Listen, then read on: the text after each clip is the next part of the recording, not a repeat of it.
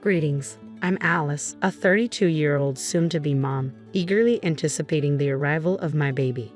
Today finds my husband and me on our way to his family's house, a cozy 30-minute drive from our apartment.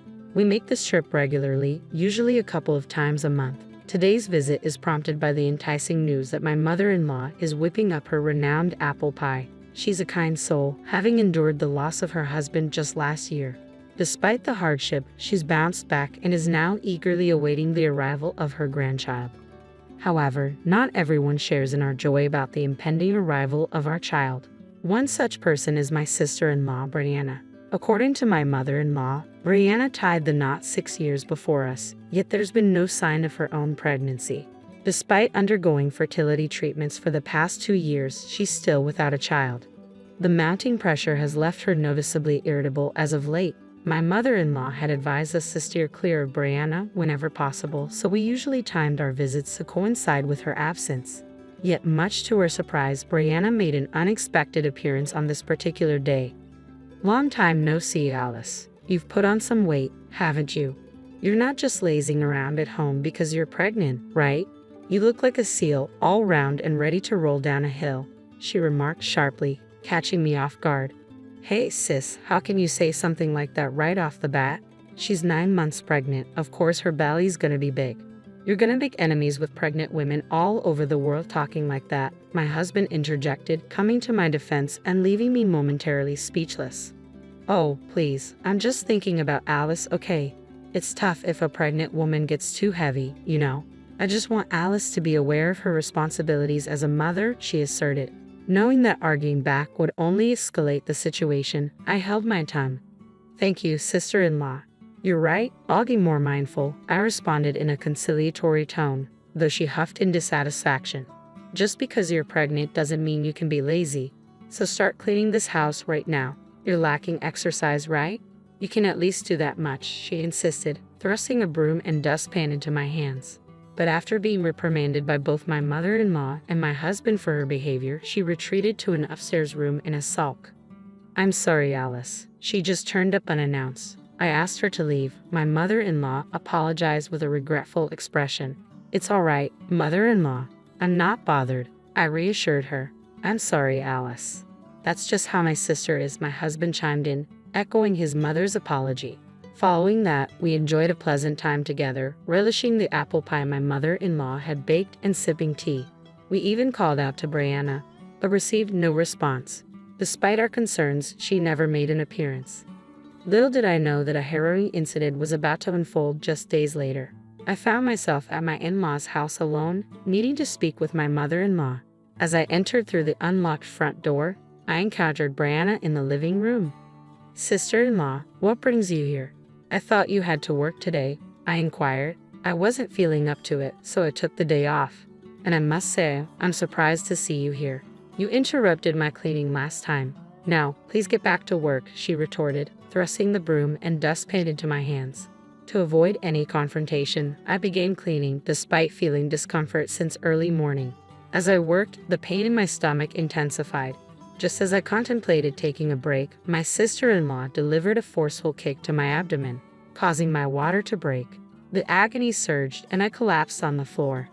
"Help, someone please," I cried out in pain, fumbling for my phone to dial my mother-in-law. "The baby, in trouble?" I managed to gasp before blacking out. When consciousness returned, I found myself in a hospital bed, an IV coursing fluids into my arm, and the warmth of an electric blanket enveloping my body. "Where am I? What about my baby?" I attempted to rise, but the ache in my abdomen thwarted my efforts. To my astonishment, my once prominent belly had diminished considerably, leaving me bewildered. Summoning the nurse with the press of a button, I saw answers. The nurse arrived, explaining that my water had broken, necessitating an emergency cesarean delivery. Though my infant was premature, they assured me of the baby's stable condition within an incubator. Upon hearing the news, my mother-in-law and husband, who had hurried to the hospital, wore expressions colored with fury, mirroring my own shock. Resolving to visit my child once my strength returned, I devoted myself to rest, striving to hasten my recovery. The following day, an unexpected pair invaded my hospital room without a courteous knock. My sister-in-law, the very same who had inflicted harm upon me, along with her husband, barged in with audacious entitlement. I scowled at their brazen intrusion, a sense of foreboding settling over me as they proposed a shocking notion. "Let's settle this.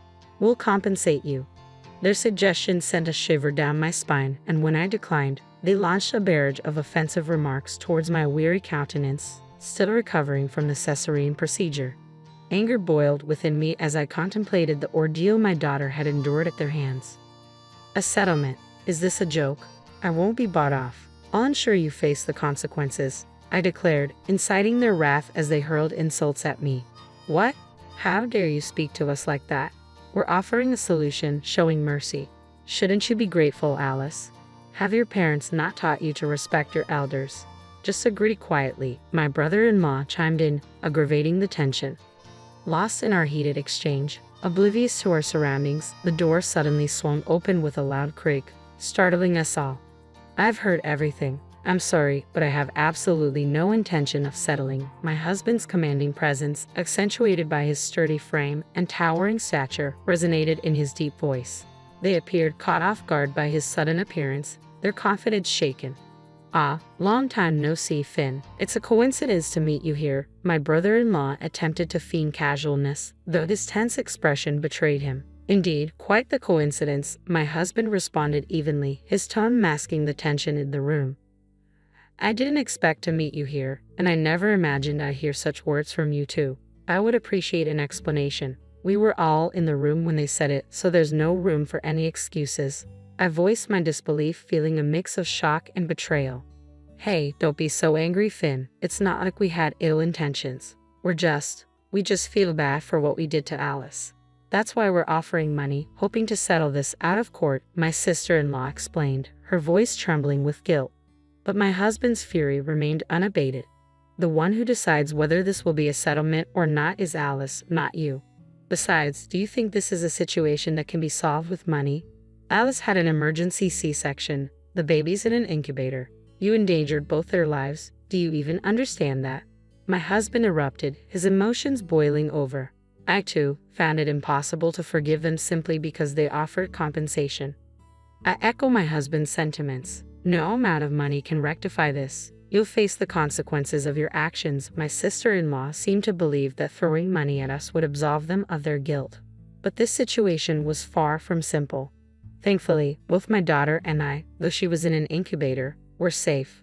But had there been any misstep, our situation could have been dire. It appeared my sister-in-law was completely unaware of this, a fact that likely troubled my brother-in-law as well. Reflecting on this, I realized I couldn't easily forgive them or entertain the notion of a settlement. My sister-in-law, upon hearing my stance, erupted, her voice rising. "What do you mean? This is all her fault. She knew I couldn't conceive, yet she flaunted her pregnancy in front of me. Was that some sort of taunt?" I was furious, and I did what I did to ensure she wouldn't dare to provoke me like that again. Now I understood why she had lashed out at me, but there was a perplexing detail that didn't add up. I hadn't crossed paths with her frequently during my pregnancy, and whenever we did meet, she promptly retreated to her room, avoiding any interaction. So how had she witnessed me rubbing my belly? That remained a mystery. Regardless, her actions couldn't be excused. Neither my husband nor I harbored any inclination to forgive her. "I recognize that you may be facing difficulties, but that doesn't justify your actions towards Alice. Regardless of the circumstances, endangering lives is never justified." My husband reiterated the obvious, attempting to reason with them. However, they seemed disinterested, each avoiding eye contact and appearing eager to conclude the conversation swiftly. It was evident they sought a quick resolution. Seeing their lack of remorse, I felt my condition deteriorate. "Are we done here? I've just undergone surgery and I'm feeling unwell. If you continue causing a disturbance in this room, I'll have to call the police." Arguing wasn't going to resolve anything, and conversing with them felt too draining in my current state of recovery. After my husband ushered them out, I let out a heavy sigh. We had ample evidence as my husband had recorded their conversation. My mother-in-law, too, was unable to contain her fury over her daughter's actions, which had endangered both my life and that of her grandchild. And so, we made the decision to press charges against my sister-in-law. We filed a complaint with the police. Following her arrest, negotiations commenced through legal channels. However, my sister-in-law adamantly maintained her innocence to her lawyer. I've done nothing wrong. This woman has been flaunting her pregnancy in front of me, causing me emotional distress while I struggle with infertility. She's not blameless, so she should consider settling. Initially willing to offer any sum of money, she later shifted her stance, asserting her innocence and suggesting we sweep the incident under the rug as a mutual fault. Though visibly intimidated upon encountering my husband in the hospital, she now dug in her heels, refusing to pay. Little did she know, our conversation in the hospital room had been recorded. When the evidence was presented, both their faces paled in realization. Even with such clear evidence, you still claim innocence. That won't fly, I remarked firmly, enduring their insults and refusing to entertain a settlement. In a fit of rage, my sister-in-law hurled the coffee from before her at us. Fortunately, it was cold, sparing us from burns. Their outrageous conduct and language in the office led to additional charges, compounding their troubles and necessitating higher compensation amounts. Attempting to soothe his irate wife, my brother-in-law exited the office with the assault charges against me and the current incident. The demanded compensation for my sister-in-law had escalated significantly. Upon informing my mother-in-law of the events, she expressed deep remorse, pledging, "I'm so sorry for my daughter's actions. You need not consider a settlement. I'll ensure she faces the consequences." Tears welled in her eyes as she apologized sincerely. I couldn't shake the feeling of dismay at witnessing a grown adult causing so much anguish to their own parents. My heart went out to my mother-in-law, bearing the brunt of her daughter's actions. Ultimately, my sister-in-law was ordered to pay a substantial compensation. Stunned by the sum, she bombarded me with calls, insisting we reduce it due to our shared culpability. I couldn't fathom how she could make such a plea after everything she had done. No matter how incessantly she called, our stance remained unwavering. No reduction, no settlement. Frankly, her calls became a nuisance, prompting me to request she cease. Her persistence led to me snapping at her, triggering her to lose her temper. Unbelievably, she stormed into my apartment, demanding my presence. "Hey, I know you're in there. Get out here now, coward," she shouted. As I lay on the sofa, still recovering from surgery, her relentless pounding on the door and the barrage of insults echoed through the apartment. "What in the world are you doing? Is everything all right? Your shouting is disturbing everyone. Please stop," I shouted back, though she persisted in her noisy tirade. Despite the late hour, there were elderly residents and families with young children in the building, and her disturbance was unwelcome. I couldn't help but wonder if she even considered the possibility of disturbing people who might be sleeping. With my husband still at work since my hospital discharge, I had been managing visits to my daughter while dealing with her unexpected arrival and the ensuing chaos. I was at my breaking point. "No matter how many times you come here, my stance won't change. Please refrain from visiting anymore," I implored, despite my weakened state. However, my sister-in-law remained fixated on a settlement, seemingly indifferent to my concerns. "I didn't intend for things to escalate like this, you know? Your actions pushed us to this point. It's audacious of you to conceive before me. Shouldn't you have been more thoughtful and waited until after us?" she retorted defensively. It appeared that she perceived pregnancy as some sort of contest. While I don't believe pregnancy should be seen as a competition or that conceiving first is more honorable, my sister-in-law, who struggled with infertility for years, seemed to view it through that lens. Though everyone holds different values, it's never justified to inflict harm on others. I understand your frustration about not being able to conceive, but that's no excuse for causing harm to others. I can't forgive you for putting my daughter in danger. You'll be held accountable for your actions, I asserted firmly. Above all, her actions had endangered my daughter, which was unforgivable. Just then, the distant sound of sirens pierced the air. "Well, if you're banging on someone's door and shouting at this hour, it's only natural that the police would be called," I remarked coolly. "What do you mean the police are here? Open the door. You have to hide me." Despite my sister-in-law's frantic pleas, I had no intention of shielding her. As the police arrived and began their inquiries, I provided my account of the situation. Just then, my husband returned home, and I quickly briefed him on the unfolding events. Recalling previous incidents, my husband decided to divulge the full truth to the authorities. Consequently, the police escorted my sister-in-law away in their vehicle. Later that evening, my brother-in-law contacted me to announce his decision to divorce my sister-in-law and implored me not to entangle him in the matter. A rather self-serving plea.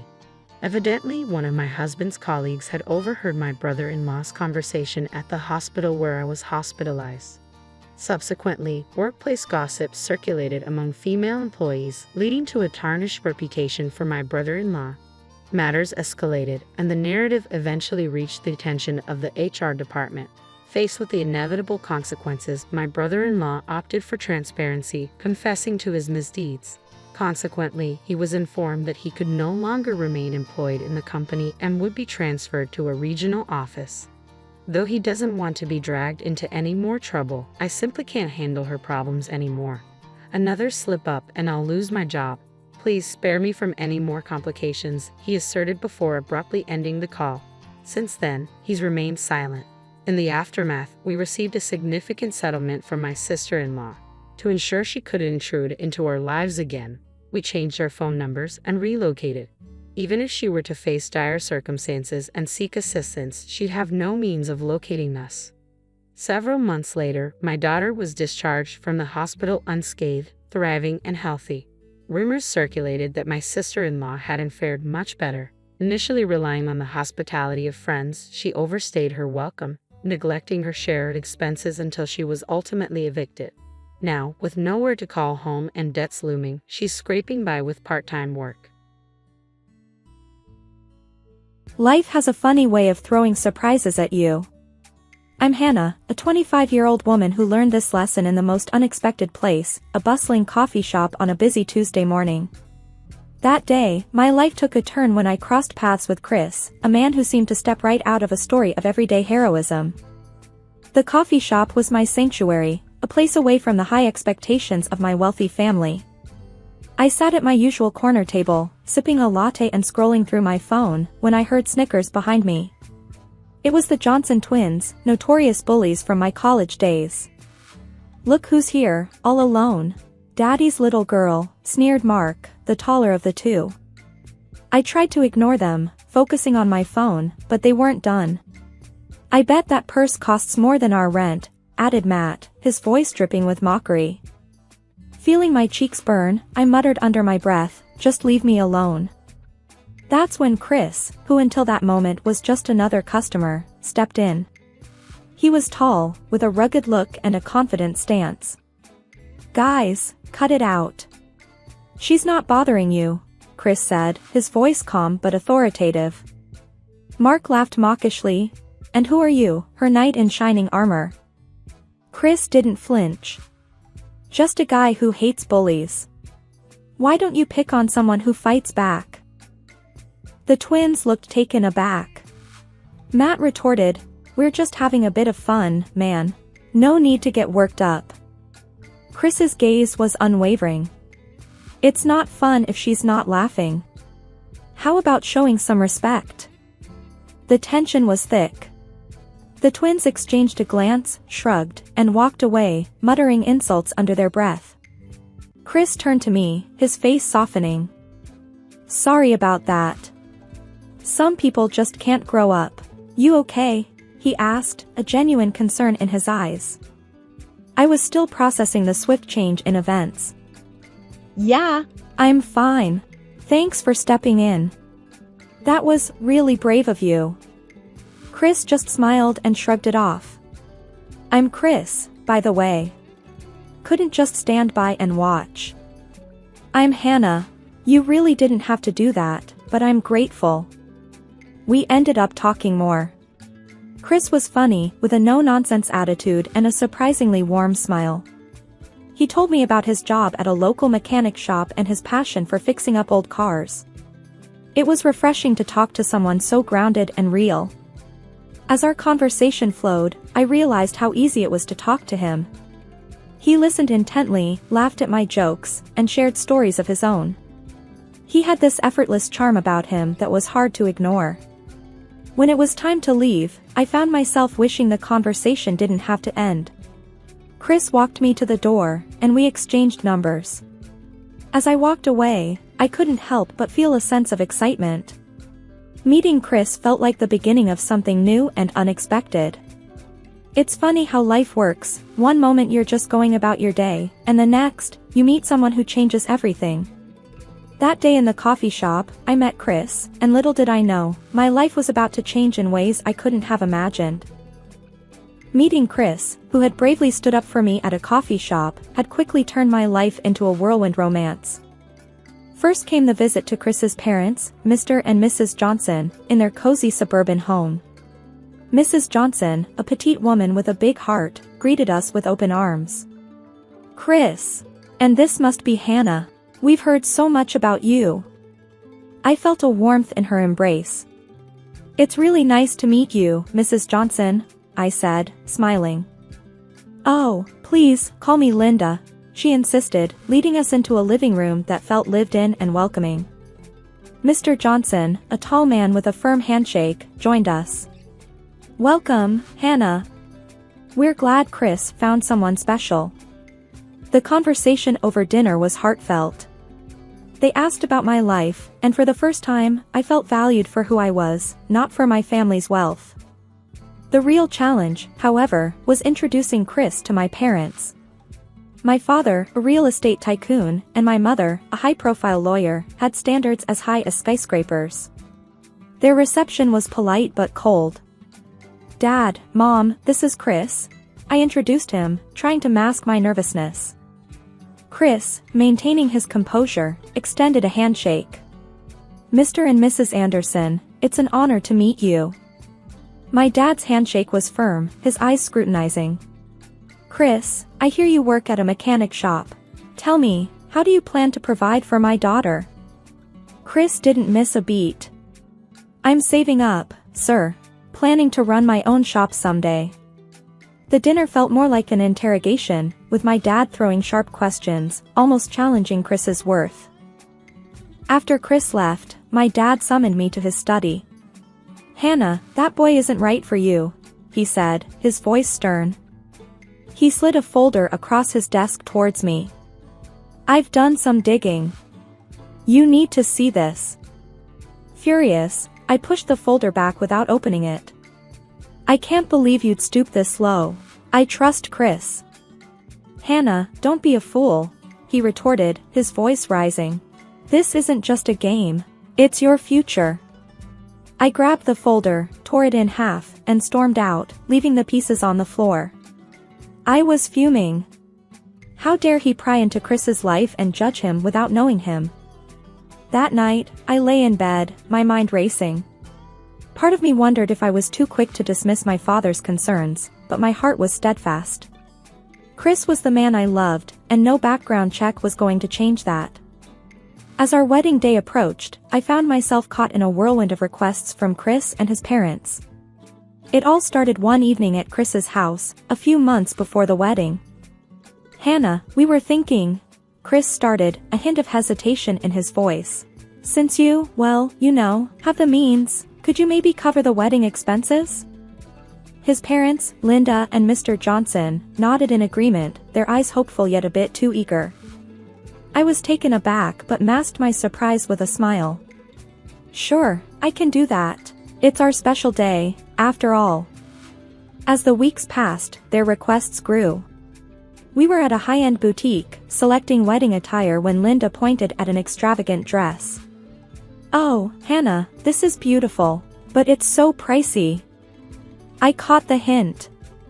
"Don't worry, Linda. If you like it, it's yours." Mr. Johnson chimed in, eyeing a suit. "Well, if we're all dressing up, might as well go all out, right?" I laughed, a bit nervously, and nodded. "Of course, Mr. Johnson." Their gratitude was short-lived and soon turned into expectation. Every meeting brought a new request. "Hannah, dear, could we add this to the menu? Or, how about a bigger flower arrangement?" I found myself agreeing each time, partly because I was in love and partly because I didn't want to disappoint them. But deep down, I felt a twinge of resentment at their growing entitlement. On the wedding day, everything was lavish, paid for from my pocket. Chris looked dashing, and his parents were beaming in their expensive outfits. My parents arrived, their expressions stiff. After the ceremony, during the reception, my father stood up to speak. The room fell silent. Hannah has always lived a life of luxury, he began, his voice stern. But it's time she learned the real world. As of today, she's financially cut off. A wave of whispers swept through the room. I felt my face flush with embarrassment. Chris squeezed my hand, his expression a mix of shock and worry. "Dad, you can't do this," I said, my voice trembling. "This is for your own good, Hannah. You need to learn to fend for yourself," he replied, unyielding. The rest of the evening felt surreal. Chris and his parents were unusually quiet. As we left, Chris pulled me aside. "Hannah, what are we going to do?" I forced a smile. "We'll manage, Chris. We have each other." But as we drove away, a sinking feeling settled in my stomach. My father's words echoed in my ears, and I couldn't shake off the feeling that my once blissful relationship was about to face its toughest test yet. The honeymoon period didn't last long after the wedding. I quickly realized that my marriage to Chris was going to be nothing like I had imagined. The shift was abrupt and jarring. We moved into Chris's parents' house temporarily, or so I thought. The first morning, I came down to breakfast and was met with cold stares from Linda and Mr. Johnson. The air was thick with tension. "Morning," I said, trying to sound cheerful. Linda didn't look up from her coffee. "You should start looking for a job, Hannah. We can't afford to feed an extra mouth here." I was taken aback. "Oh," I thought. Chris and I talked about me finding something, but I didn't expect. Mr. Johnson cut in, his tone harsh. "Well, your father cut you off, right? Time to pull your weight." I looked at Chris, hoping for some support, but he just stared at his plate. The loving, caring man I married seemed to have vanished. The following days were worse. Chris had turned cold and distant. One evening, as we were clearing the dinner table, he said, "You need to start contributing, Hannah. It's not fair to my parents." I felt a lump in my throat. "Chris, I'm trying. I didn't expect things to change this fast." He scoffed. "Welcome to the real world, Hannah. You can't always rely on Daddy's money." His words stung. I retreated to our room, feeling alone and betrayed. The man who once defended me in public was now a stranger, echoing his parents' harshness. The situation at home became increasingly difficult. Chris's parents treated me more like a burden than a family member. One afternoon, Mr. Johnson cornered me in the living room. "Hannah, you need to fix things with your father. We need that money," he demanded, his eyes cold and calculating. I stood my ground, although my voice shook. "I won't beg my father for money. I thought you welcomed me as family, not for my father's wealth." He laughed bitterly. "Family? No, we thought you were our ticket to an easy life. But you're just a spoiled brat with no sense of reality." I couldn't believe what I was hearing. The loving family facade had fallen away, revealing their true motives. I was a means to an end, nothing more. That night, I lay in bed, unable to sleep. The walls of the room felt like they were closing in on me. I was trapped in a house with people who saw me as nothing more than a cash cow, and the man I loved had turned into someone I didn't recognize. I missed my old life, but I was determined not to run back to my father. I had to figure this out on my own. But as the days passed, the weight of my situation grew heavier. I was stuck in a loveless marriage, with in-laws who only cared about what I could bring them financially. The harsh reality of my new life was nothing like the fairy tale I had envisioned. I was in a battle, not just for my independence, but for my dignity and self-worth. Living in Chris's parents' house, I, Hannah, was starting to feel the walls closing in on me. The atmosphere was tense, and the kindness I once saw in Chris and his family had completely vanished. Then, things started to disappear, first small items, then something big. One morning, I noticed my engagement ring wasn't on my bedside table where I usually kept it. Panicking, I searched the room, but it was nowhere to be found. Chris, have you seen my ring? I asked, trying to keep the worry out of my voice. He shrugged, not even looking up from his phone. Maybe you misplaced it. It'll turn up. But it didn't. A few days later, I confronted Linda about it. Linda, my engagement ring is missing. It's really important to me. Her response was cold, devoid of the warmth I once knew. Maybe you should be more careful with your things, Hannah. I couldn't believe her indifference. That ring was the last symbol of the love Chris and I shared, or so I thought. Then, more items started disappearing, a pair of earrings here, a designer handbag there. It was like pieces of my old life were being erased, one item at a time. One evening, I caught Linda rummaging through my closet. "What are you doing?" I demanded, my voice shaking with anger. Linda turned, a pair of my shoes in her hand. "We need money, Hannah. These things are just sitting here." I was shocked. "You're selling my things? How could you?" Chris walked in, overhearing the confrontation. "Hannah, we're struggling here. You can't just expect to live off us." I stared at him, disbelief and hurt welling up inside me. "So, you're okay with this? With your parents selling my belongings?" He avoided my gaze. "We have to get by somehow." I felt betrayed and alone. The people I once called family were now treating me like an ATM, disposing of my possessions without a second thought. Night after night, I lay awake, wondering how my fairy tale romance had turned into this nightmare. I was living with people who saw me as nothing more than a source of income. My love, my trust, my belongings, all were being taken from me, piece by piece. It was a harsh awakening. The life I had known, the love I had cherished, all seemed like a distant dream. I was trapped in a reality where I was nothing more than a means to an end, and my heart ached with the weight of this cruel revelation. The days at Chris's parents' house grew longer and darker for me. I was struggling to grasp the reality of my situation. I felt isolated, with my belongings disappearing and the family I married into showing their true colors. But nothing prepared me for the chilling discovery I was about to make. It was a late evening, and I was heading to the kitchen for a glass of water when I overheard hushed voices from the living room. Curiosity piqued, I tiptoed closer. It was Chris, Linda, and Mr. Johnson, talking in low, urgent tones. "We need to figure something out, and fast," Chris was saying, his voice laced with frustration.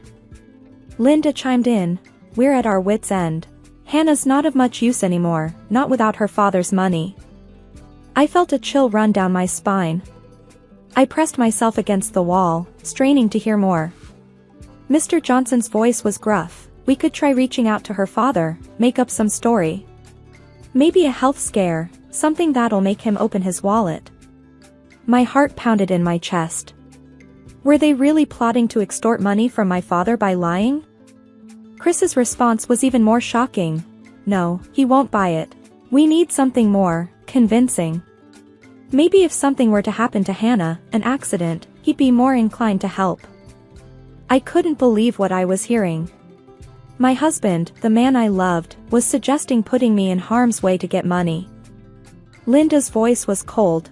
"That might work. Her father would have to pay up then." I felt sick to my stomach. Trembling, I backed away from the door, my mind racing. This wasn't just betrayal, it was a threat to my safety. The next morning, Chris found me in the kitchen, his demeanor oddly calm. "Hannah, you look stressed. Everything okay?" I masked my fear, opting to keep my knowledge of their plan to myself. "Just a headache," I lied. Chris's eyes narrowed slightly. "You know, your phone is pretty valuable. We could sell it for some extra cash." Panic surged through me, but I had to think fast. "Actually, I was thinking, maybe I could call my dad. Ask him for some money." Chris's expression changed to one of interest. "Really? You'd do that?" I nodded, trying to keep my voice steady. "Yes, I'll talk to him. Just let me keep my phone for now." He eyed me for a moment, then shrugged. "Fine. But make it quick. We need the money. I nodded, relief washing over me. Keeping my phone meant I had a lifeline, a way to get help. As Chris walked away, I realized the gravity of my situation. I was in a house with people who saw me as nothing more than a cash cow, willing to go to any lengths to get what they wanted. That day, I understood the true colors of the man I married and his family. They were not the loving, caring people I thought I knew. Instead, they were predators, ready to sacrifice my well-being for their gain. Trapped in a house with people plotting against me, I was gripped by fear and desperation. With my father's number dialed on my phone, I faced Chris and his parents, who insisted on being present during the call. "Go on, call him. We want to hear what he says," Chris demanded, a hard edge to his voice. Mr. Johnson stood with his arms crossed, nodding in agreement. "Yeah, let's see if your daddy really cares." Taking a deep breath, I pressed the call button, my hands trembling. "Dad, it's Hannah," I said, trying to sound calm. "Hannah, what's going on?" Dad's voice was filled with concern. Remembering the code phrase he taught me as a child, I said casually, "Dad, do you remember my old teddy bear, Mr. Snuggles? I really miss him." There was a brief silence on the other end. "Yes, I remember. Don't worry, we'll take care of it," Dad replied, his voice now stern with a hidden urgency. Chris and his parents looked at each other, confused by our cryptic exchange. "So, is he going to send the money?" Chris asked, his impatience growing. I nodded, playing along. "Yes, he said he'll help us." An hour passed, the longest hour of my life. Chris and his parents were smirking, confident in their deceitful plan. But their smug expressions turned to horror as the front door was suddenly kicked open. Men in suits, clearly my father's security, stormed in. My father was right behind them, his face a mask of fury and concern. "What the hell is this?" Mr. Johnson blustered, stepping forward only to be restrained by the security. Chris stood up, his face pale. "Mr. Anderson, what are you doing here?" My father's gaze was icy as he walked up to me. "Hannah, are you all right?" I nodded, fighting back tears. "Yes, Dad, I'm okay, now." He turned to Chris and his parents, his voice thundering through the room.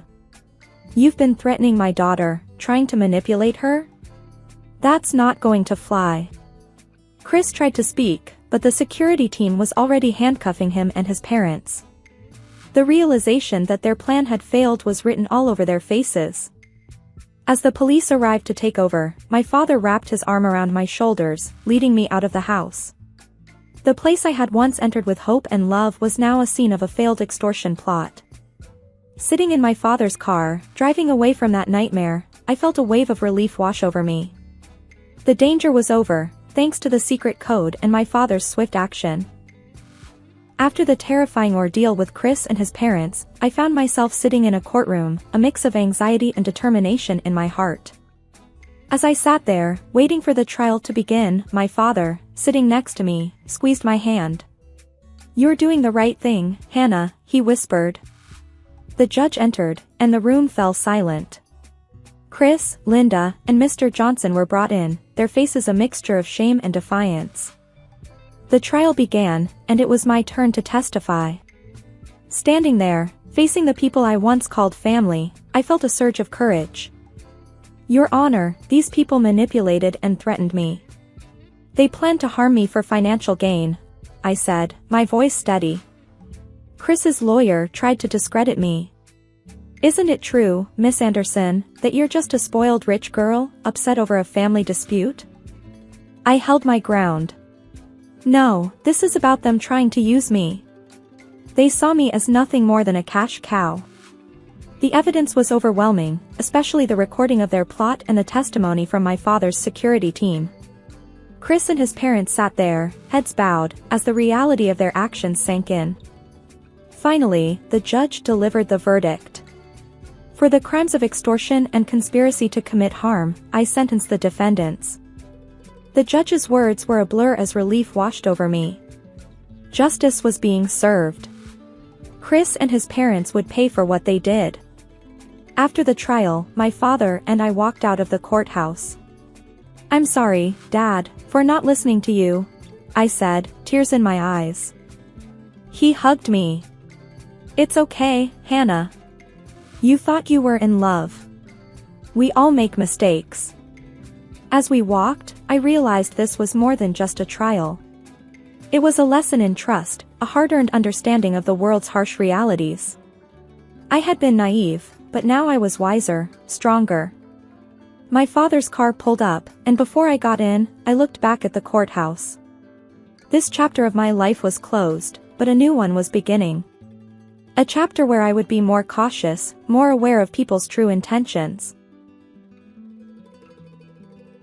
Life had a funny way of unfolding in our small, suburban corner of the world. I, Nancy, navigated the steady ebb and flow of life as a bank teller, while my husband, Tom, managed the intricate dance of municipal politics. Our home was a testament to Tom's family, a house passed down through generations, now echoing with the remnants of our conversations and debates. It was a typical Thursday evening, and I was rummaging through the kitchen, prepping for dinner. The aroma of cooking filled the air, a small comfort in the otherwise silent house. "Tom, dinner's nearly ready," I called out, my voice bouncing off the walls. He strolled into the kitchen, his face buried in the day's mail. Smells good. What's the occasion?"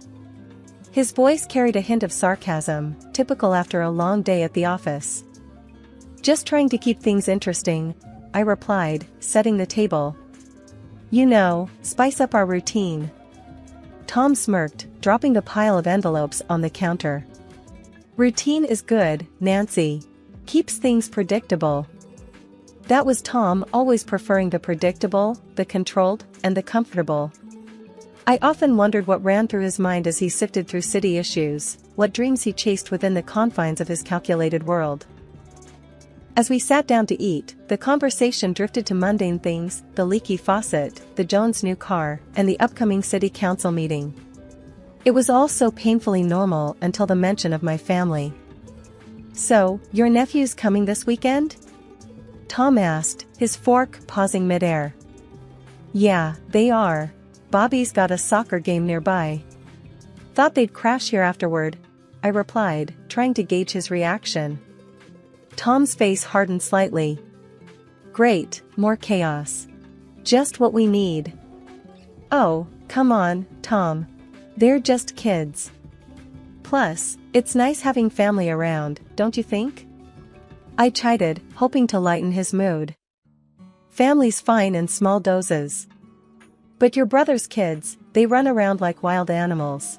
And that farm smell seems to follow them here." His words stung, an all too frequent reminder of the life I left behind and the world he never understood or cared to. "They're just excited, Tom. And they're my family." "They're part of me," I said firmly, my patience waning. Tom sighed, putting down his fork. I know. But can't they just tone it down a bit?" I shook my head, frustration simmering beneath the surface. "They're kids, Tom. They don't tone it down. That's what kids do. They play, they laugh, they make noise."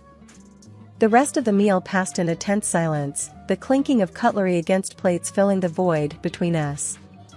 It was in these moments that I felt the distance growing, the gap widening between his world and mine. The morning buzzed with the usual flurry of activity, the kind that fills every working household.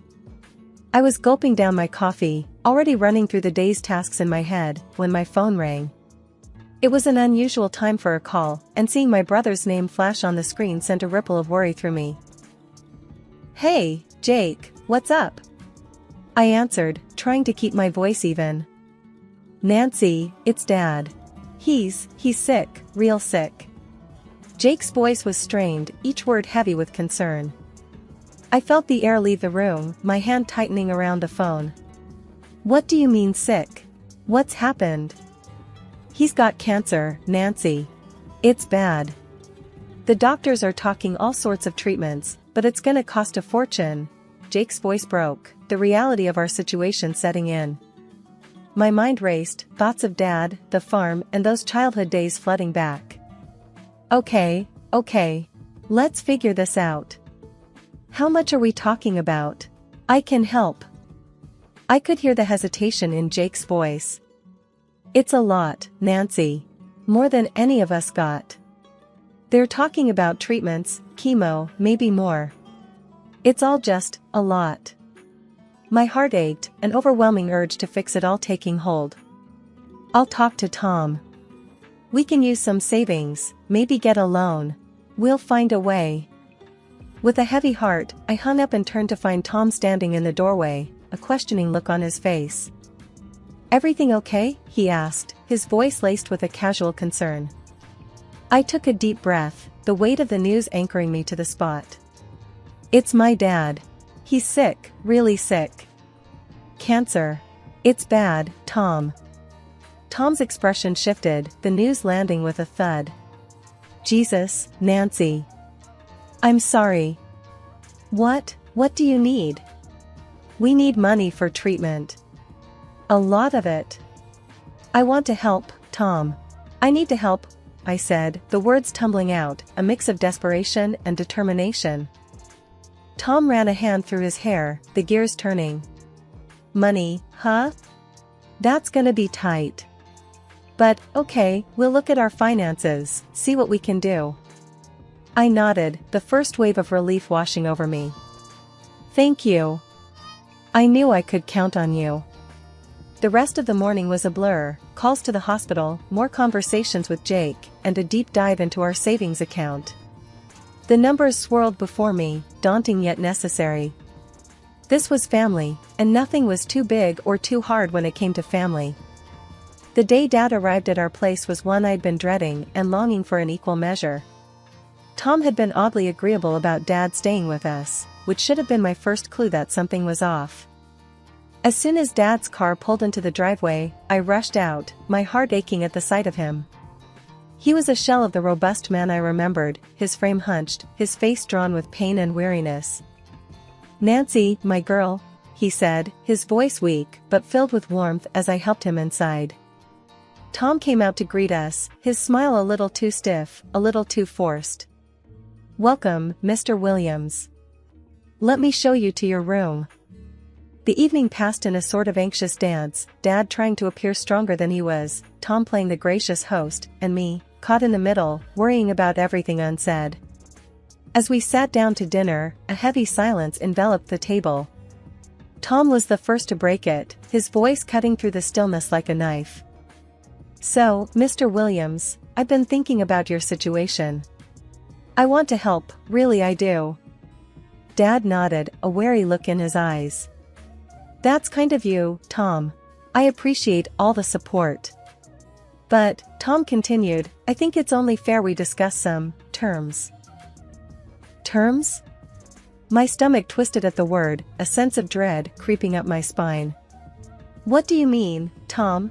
I asked, my voice barely above a whisper. Tom looked between Dad and me, his gaze calculating. Well, it's simple really.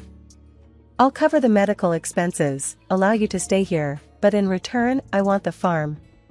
All of it, transferred to me and Nancy. I stared at him, disbelief and anger churning inside me. Are you serious right now? You can't be serious. Dad's expression hardened, his tired eyes suddenly alight with a spark of the old fire. You want my land, my home, in exchange for helping me? It's a fair deal, don't you think? Tom said, leaning back in his chair. A small price to pay for your health and comfort. I couldn't believe what I was hearing. This was my husband, the man I'd vowed to spend my life with, and he was bargaining over my father's life like it was a business transaction. Tom, you can't do this. It's not right. It's disgusting, I spat out, the words tasting bitter in my mouth. Dad pushed his chair back, his body trembling with a mix of rage and effort. I don't want your money, Tom. Not like this. I'd rather die than give you everything I've worked for. The room spun around me, the walls closing in. This was a nightmare, a terrible, heartless game, and Tom was revealing himself to be the villain. Fine, Tom said, his voice cold. Then you leave. Both of you. I won't be taken for a fool. With that, Dad grabbed his cane, his pride the only thing keeping him upright. I followed, my mind a whirlwind of hurt, anger, and disbelief. Tom, I can't believe you. I won't let you do this to my family, I said, my voice trembling. But he didn't respond, his face set in a mask of indifference. We packed a few things, Dad's weak protests echoing in my ears. This was it. The facade had crumbled, and the man I thought I knew had vanished, replaced by a stranger with cold eyes and a colder heart. We didn't speak much on the drive to the small rental I'd managed to find on short notice. It wasn't much, but it was a roof over our heads, a place to regroup and figure out our next steps. Once inside, I helped Dad to the couch, his body sinking into the cushions with a weary sigh. Nancy, I'm sorry. I never should have put you in this position, he murmured, his eyes downcast. No, Dad. Don't you dare apologize. This is on Tom, not you. I can't believe he'd do something like this, I replied, my voice fierce with anger. Dad shook his head, a bitter laugh escaping him. And to think I almost considered it, for a moment, to make sure you'd be taken care of. That's exactly why I'm doing all this, Dad. You took care of me my whole life. It's my turn now, I said, squeezing his hand. The following days were a blur of doctor's appointments, phone calls, and late-night internet searches for any financial aid we might qualify for. I was running on adrenaline and coffee, determined to find a way to afford Dad's treatment. One evening, after a particularly grueling day, I came back to the rental to find Dad sitting at the small kitchen table, a stack of bills in front of him. Nancy, sit down. We need to talk about this. Realistically, he said, his voice steady but tired. I pulled up a chair, my stomach in knots. What is it, Dad? He pushed the bills toward me, his finger tapping on the total amount due. This is more than you can handle, Nancy. I can't let you ruin your life for me. Tears pricked at my eyes, but I blinked them back. Dad, I'm not having this conversation. I'll find a way. We'll find a way. Together. Dad reached across the table, his rough hand covering mine. Nancy, listen to me. I've lived a good life. I've seen you grow into a remarkable woman. If it's my time, then so be it. But you have so much more to live for. Don't let this destroy you. I shook my head, pulling my hand away. No. I refuse to accept that. We're going to fight this, Dad. Until the very end. The determination in my voice seemed to give Dad a small spark of hope, or perhaps he just didn't have the heart to argue any further. We spent the rest of the evening in a quiet, mutual understanding, both of us too stubborn and too scared to consider giving up. Days turned into weeks, and despite the ever-present shadow of illness and financial strain, we found small moments of joy, old stories retold, laughter shared over simple meals, and quiet evenings watching whatever was on TV. It wasn't much, but it was ours, and for the moment, it was enough. 3 months had flown by in a blur of hospital visits, a relentless battle against the merciless tide of illness. Despite our best efforts and boundless hope, my father's condition deteriorated under the weight of the aggressive cancer. It was a losing fight, but one we endured together, with the stubbornness and heart that characterized our simple, hardworking family. My father's passing was quiet, a gentle surrender in the early hours of a gray morning. The pain of losing him was sharp, a raw wound that seemed to echo through the empty spaces of our rented home. The funeral was a somber affair, filled with hushed voices and tear-stained faces, a final goodbye to a man who had been the bedrock of our family. After the guests had left, the condolences spoken, and the last of the dishes put away, I sat with my brother, Jake, on the porch of our family home. The air was heavy with unspoken words, a shared grief hanging between us. Emma, he was so proud of you. We both are. You did everything you could. I nodded, the weight of grief a tangible thing on my shoulders. I just wish it could have been different. Jake hugged me, and we stood there, in the fading light, saying goodbye to our father, to a part of our lives that we'd never get back. The days after the funeral were heavy and quiet, filled with the kind of emptiness that follows a storm. I spent long hours staring at the land, our land, stretching out with rows of corn and the old oak tree standing tall against the skyline. It was more than just soil and crops, it was Dad's legacy, a testament to his life's work. Jake and I had been going through Dad's papers, trying to sort out his affairs, when I stumbled upon a series of letters and notes. They were inquiries and offers on the land, some dated back a few months, others more recent. Each one hinted at the value of the land, suggesting it was set to skyrocket with the city's expansion plans. "Jake, look at this," I called out, my hand trembling slightly as I held out the papers. He came over, his eyes scanning the documents quickly. "What the hell? These offers are huge, Nancy. And they're all pretty recent." I nodded, the pieces of the puzzle starting to click into place. It makes sense now. This is why Tom was so eager to get his hands on the land. He knew about this, somehow. He knew and tried to use Dad's illness to pressure us into signing it over.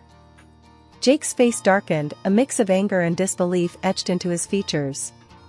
That snake. Using our own dad's sickness for his gain. "We've got to do something about this, Nancy." I agreed, the fire of determination igniting within me. "We will. We'll make sure this land stays in the family, just like Dad wanted. And as for Tom, he's going to regret ever trying to cheat us." The next few days were a whirlwind of activity. We met with lawyers, talked to the city planners, and started to piece together a plan. The land was indeed about to become very valuable, and we were determined to protect it, to ensure it benefited the family and honored Dad's memory. But as we dug deeper, the reality of the situation became clear. We were up against more than just greedy land speculators, we were dealing with a network of information and influence, and at the center of it all was Tom. One evening, as Jake and I sat exhausted from another day of meetings and calls, the phone rang. It was Tom, his voice smooth and eerily calm. "Nancy, we need to talk. I've been hearing things about the land. I think we can come to an agreement, something beneficial for both of us." I felt a surge of disgust listening to him, the man I had once loved, now nothing more than a conniving stranger. "There's nothing to talk about, Tom. You tried to cheat my family, to take advantage of my father's death. You're not getting a single inch of that land," I replied, my voice steely and resolute. Tom let out a dry laugh. "Nancy, don't be naive. This is business. I was just trying to secure our future, our wealth. Let's meet, discuss this like adults." I clenched the phone tighter, the anger boiling inside me. "The only business I'll be discussing with you is the divorce. You'll be hearing from my lawyer, Tom. Goodbye." The days following my final conversation with Tom were fraught with a tense anticipation. Jake and I had enlisted a sharp-witted lawyer, Mr. Henderson, who specialized in estate and property law. He was a no-nonsense type, with a keen eye for detail and a deep understanding of the underhanded tactics used by those looking to exploit others. We sat in Mr. Henderson's office, the walls lined with legal tomes and certificates, as he laid out the strategy. "Now, Nancy and Jake, I've seen this type of thing before. Wealthy individuals trying to cash in on insider information. It's illegal and immoral. We're going to fight this, and we're going to win." I nodded, my resolve hardening. "What do we need to do?" "I want to make sure Tom pays for what he tried to do." Mr. Henderson adjusted his glasses, his eyes sharp. "First, we gather all the evidence. The offers on the land, the communications from Tom, anything that can show his intent and knowledge of the land's value." Jake leaned forward, his brow furrowed. "We've got plenty of that. Emails, letters, even some voicemails he left Nancy." "Good," Mr. Henderson replied, "that's a start. Next, we file for an injunction to prevent any sale or transfer of the land until this is resolved. That will protect your asset." The next few weeks were a blur of legal motions, affidavits, and tense waiting. Tom, it seemed, was not going down without a fight. His own lawyers were pushing back, painting him as an innocent party, just trying to take care of his sick father-in-law. But we had the truth on our side, and slowly, the evidence began to pile up against him. The turning point came when one of Tom's associates, caught up in another investigation, decided to turn state's evidence, providing a direct link between Tom and the speculators looking to buy the land. The day we received the news, Jake and I met at the local diner, a spot we'd come to frequent for its strong coffee and quiet corners. "Nancy, this is it. This guy's testimony is going to nail Tom.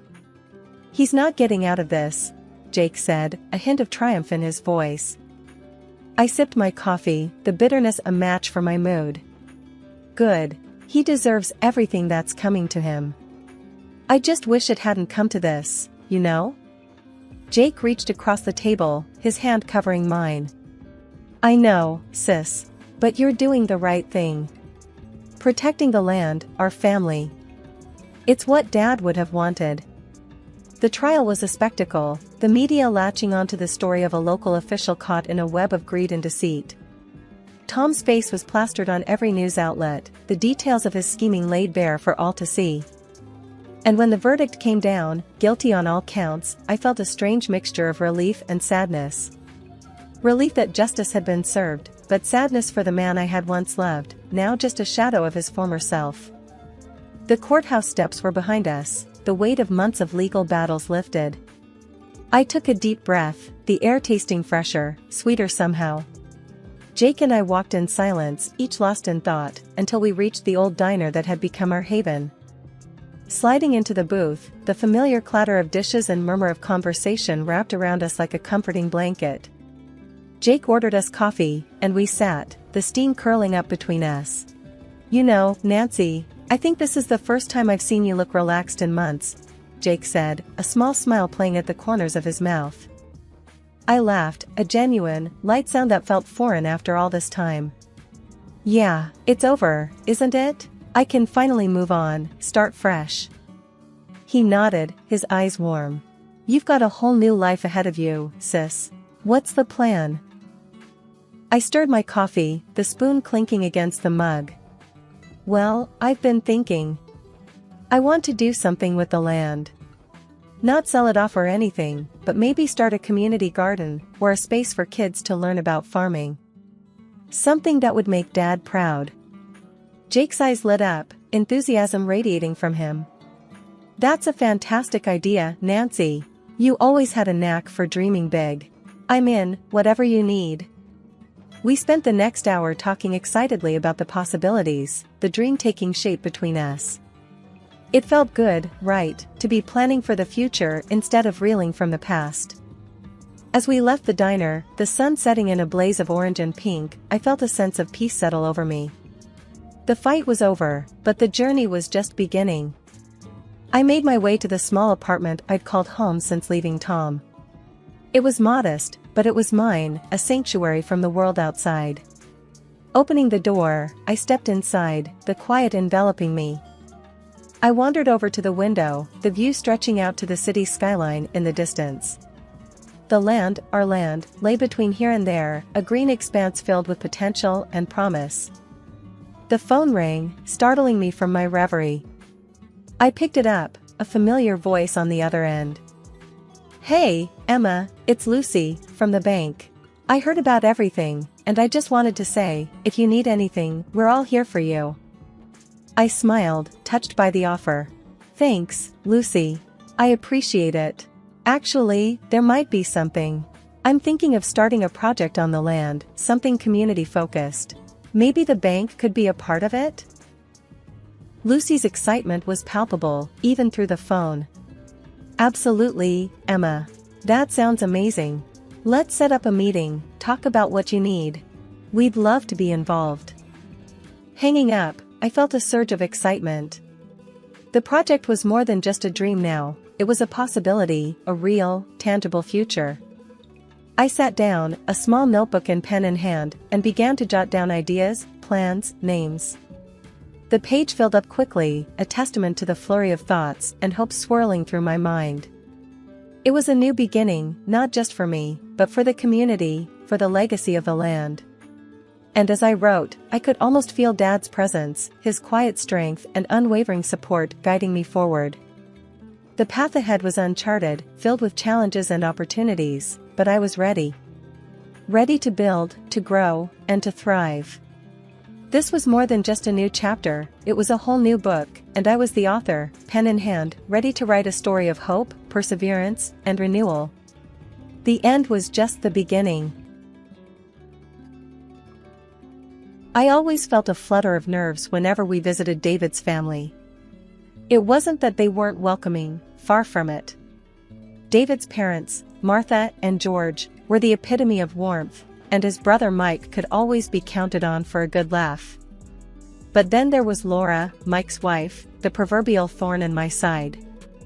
As David and I drove to his parents' house for the usual Sunday dinner, I couldn't help but voice my concerns. "David, are you sure it's okay that I come along today? I don't want to create any tension, especially with Laura around." David glanced at me, his eyes softening. "Chloe, your family. They all adore you. As for Laura, just try to ignore her snide remarks, okay?" I nodded, trying to brush aside the unease. David parked the car, and we made our way to the front door, greeted by the familiar, comforting aroma of roast beef and homemade apple pie. As we entered, Martha's face lit up. "Chloe, David, you're here. Come in, come in." George followed suit, his hearty laugh filling the room as he enveloped us in bear hugs. "How's my favorite daughter-in-law and soon-to-be lawyer?" Before I could reply, Mike bounded over, his usual playful self. "Hey, sis, ready for another round of family madness?" I laughed, the tension easing a bit. Wouldn't miss it for the world. Then, from the living room, Laura's voice cut through the air, tinged with her typical mix of indifference and sarcasm. "Oh, look, the happy couple finally graces us with their presence." I forced a smile, meeting her gaze. "Hi, Laura, good to see you too." Dinner was served, and the conversation flowed easily at first, everyone catching up on the week's events. Laura, however, seemed to be in a particularly prickly mood. "So, Chloe, still trying to play house with David? I mean, with your career and all, isn't that a bit too traditional for you?" she asked, a smirk playing on her lips. David squeezed my hand under the table, a silent gesture of support. I took a deep breath. "Well, Laura, we all make choices that suit us best. I believe in balancing career and family." Laura snorted. "Balancing, right. As if having kids doesn't totally derail your life." Mike, trying to diffuse the tension, chimed in with a chuckle. "Oh, come on, Laura, a little niece or nephew would be a joy, wouldn't it?" Laura rolled her eyes dramatically. "Joy?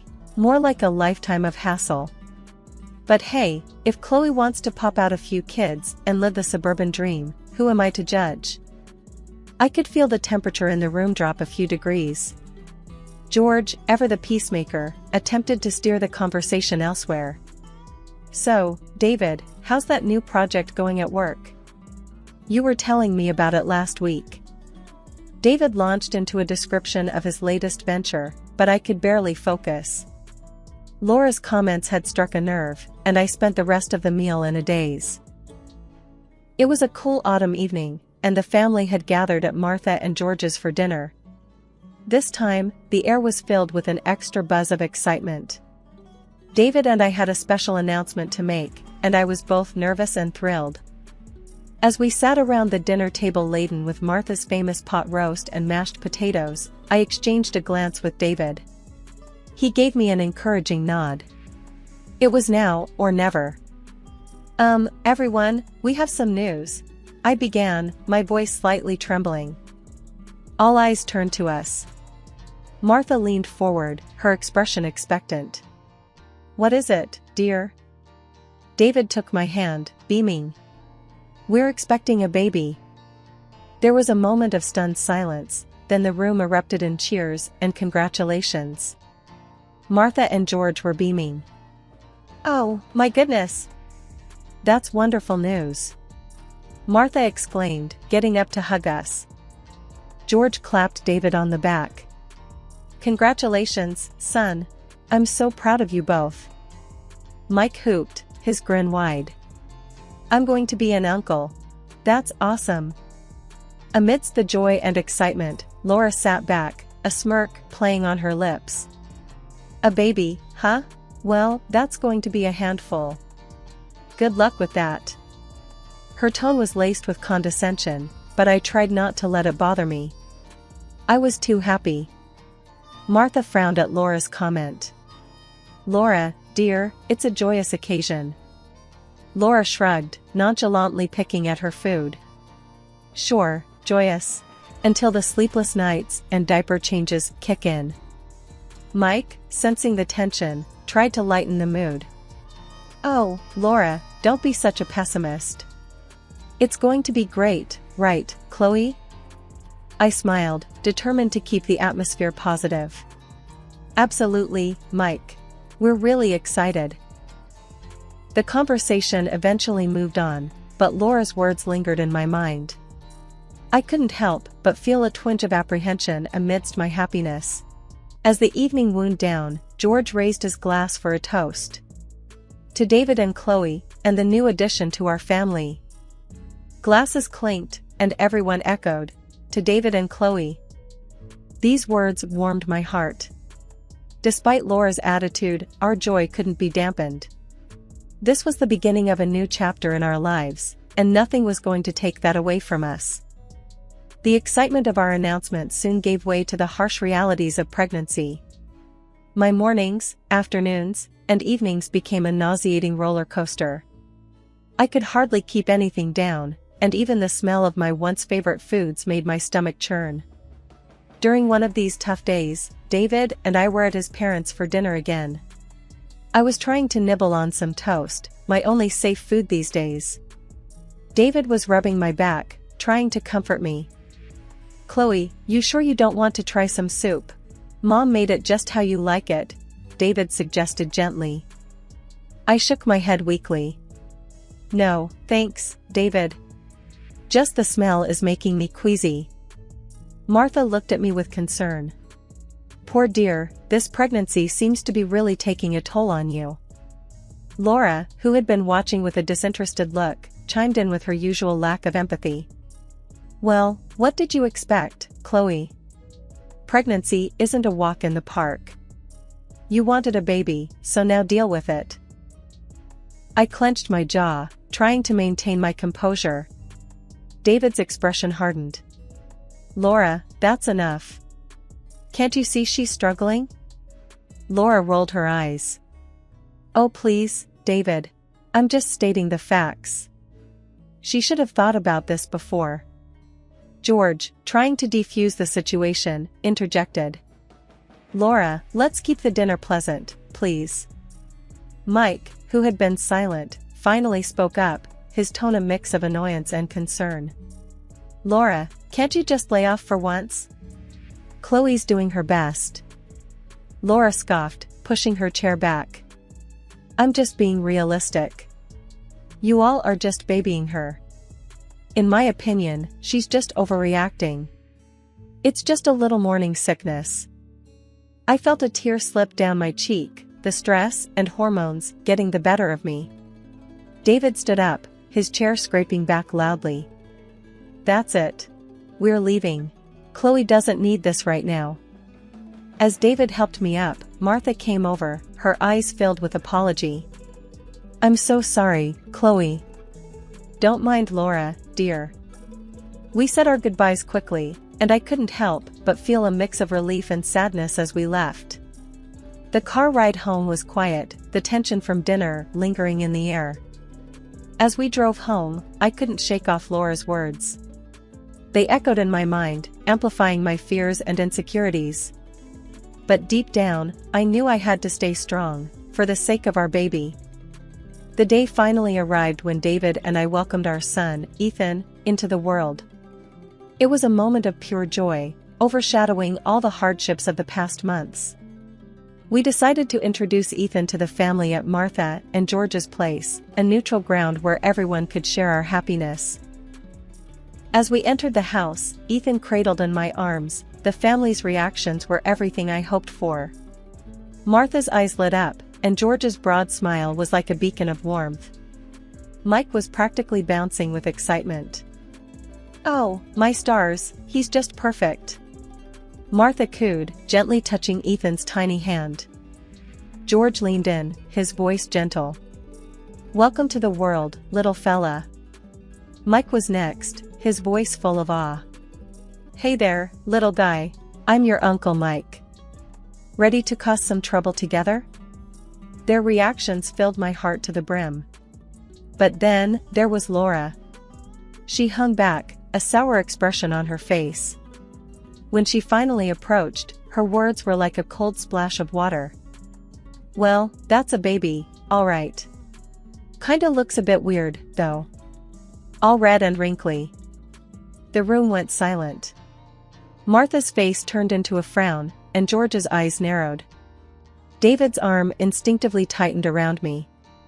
"Excuse me?" Martha said, her tone icy. "What did you just say about my grandson?" Laura shrugged, her voice dripping with disdain. "I'm just saying, he's not exactly cute, is he? Looks kind of scary to me." I felt a sting at her words, and David stepped in, his voice tight. "That's enough, Laura. If you can't say anything nice, don't say anything at all." Mike looked at Laura, disbelief written all over his face. "Laura, what's wrong with you? That's your nephew." Laura rolled her eyes. "Oh, please. Everyone's thinking it, I'm just the only one saying it." Martha stepped closer to Laura, her eyes flashing. "Your behavior is disgusting, Laura. If you can't be happy for Chloe and David, maybe you should leave." Laura scoffed, crossing her arms. "Fine. If I'm not welcome, then I'll go. But don't expect me to fawn over a baby like everyone else." With that, she stormed out of the house, leaving a trail of shock and discomfort behind her. The joyous atmosphere had been tainted, and I couldn't help but feel a pang of sadness. A few months had passed since Ethan's introduction to the family, and things had been relatively calm. David and I were adjusting to parenthood, albeit with the usual sleepless nights and endless diaper changes. That sense of normalcy was shattered one afternoon when Laura unexpectedly showed up at our doorstep. I opened the door to find her standing there, an odd, frantic look in her eyes. "Laura, what are you doing here?" I asked, surprised. "Chloe, I need a favor, a big one," she blurted out, her voice tinged with desperation. I was wary but curious. "Okay, what is it?" She took a deep breath, her eyes darting around. "I need to borrow Ethan. Just for a little while." I stared at her, dumbfounded. "Borrow Ethan? What on earth for?" She began pacing, speaking rapidly. "It's my grandmother, see? She's old, doesn't have much time left. She told me she's leaving most of her estate to the first grandchild who has a baby. I thought maybe I could pass Ethan off as mine." I couldn't believe what I was hearing. "You want to pretend my son is yours? Are you insane?" Laura stopped pacing, turning to face me. "It's just for a day, Chloe. My grandmother's not all there anymore. She won't know the difference." Anger bubbled up inside me. "You want to deceive your dying grandmother with my child? That's sick, Laura." She clenched her fists, her voice rising. "You don't understand, Chloe. This could change my life. It's a lot of money we're talking about." I shook my head, disbelief and anger mingling. "I don't care how much money it is. I'm not going to help you lie, especially not with my baby." Laura's face contorted with frustration. "You're being selfish, Chloe. You have no idea what I'm going through." I stood my ground, my voice firm. "And you have no idea what being a mother means." "The answer is no, Laura. Now, I think you should leave." She glared at me, her body tense. "You're going to regret this, Chloe." You just wait and see." With that, Laura stormed off, leaving me standing there, shocked and shaking. I closed the door slowly, my mind racing. The audacity of her request was beyond comprehension. I knew then that Laura was capable of going to extreme lengths for her own benefit, and that realization chilled me to the bone. I called David immediately, recounting the bizarre encounter. He was just as shocked and angry as I was. "She's lost it, Chloe. Just stay away from her, okay? I don't want her anywhere near you or Ethan." I nodded, even though he couldn't see me. "I will. It's too much." After hanging up, I went to check on Ethan, sleeping peacefully in his crib, blissfully unaware of the insanity of the world around him. I promised myself then and there that I would protect him from any harm, no matter what. Laura's bizarre request had opened my eyes to the lengths she would go to, and I knew I had to be vigilant. It was a sunny Tuesday afternoon, and Ethan was taking his nap in his nursery upstairs. I was in the kitchen, trying to catch up on some chores, when the doorbell rang.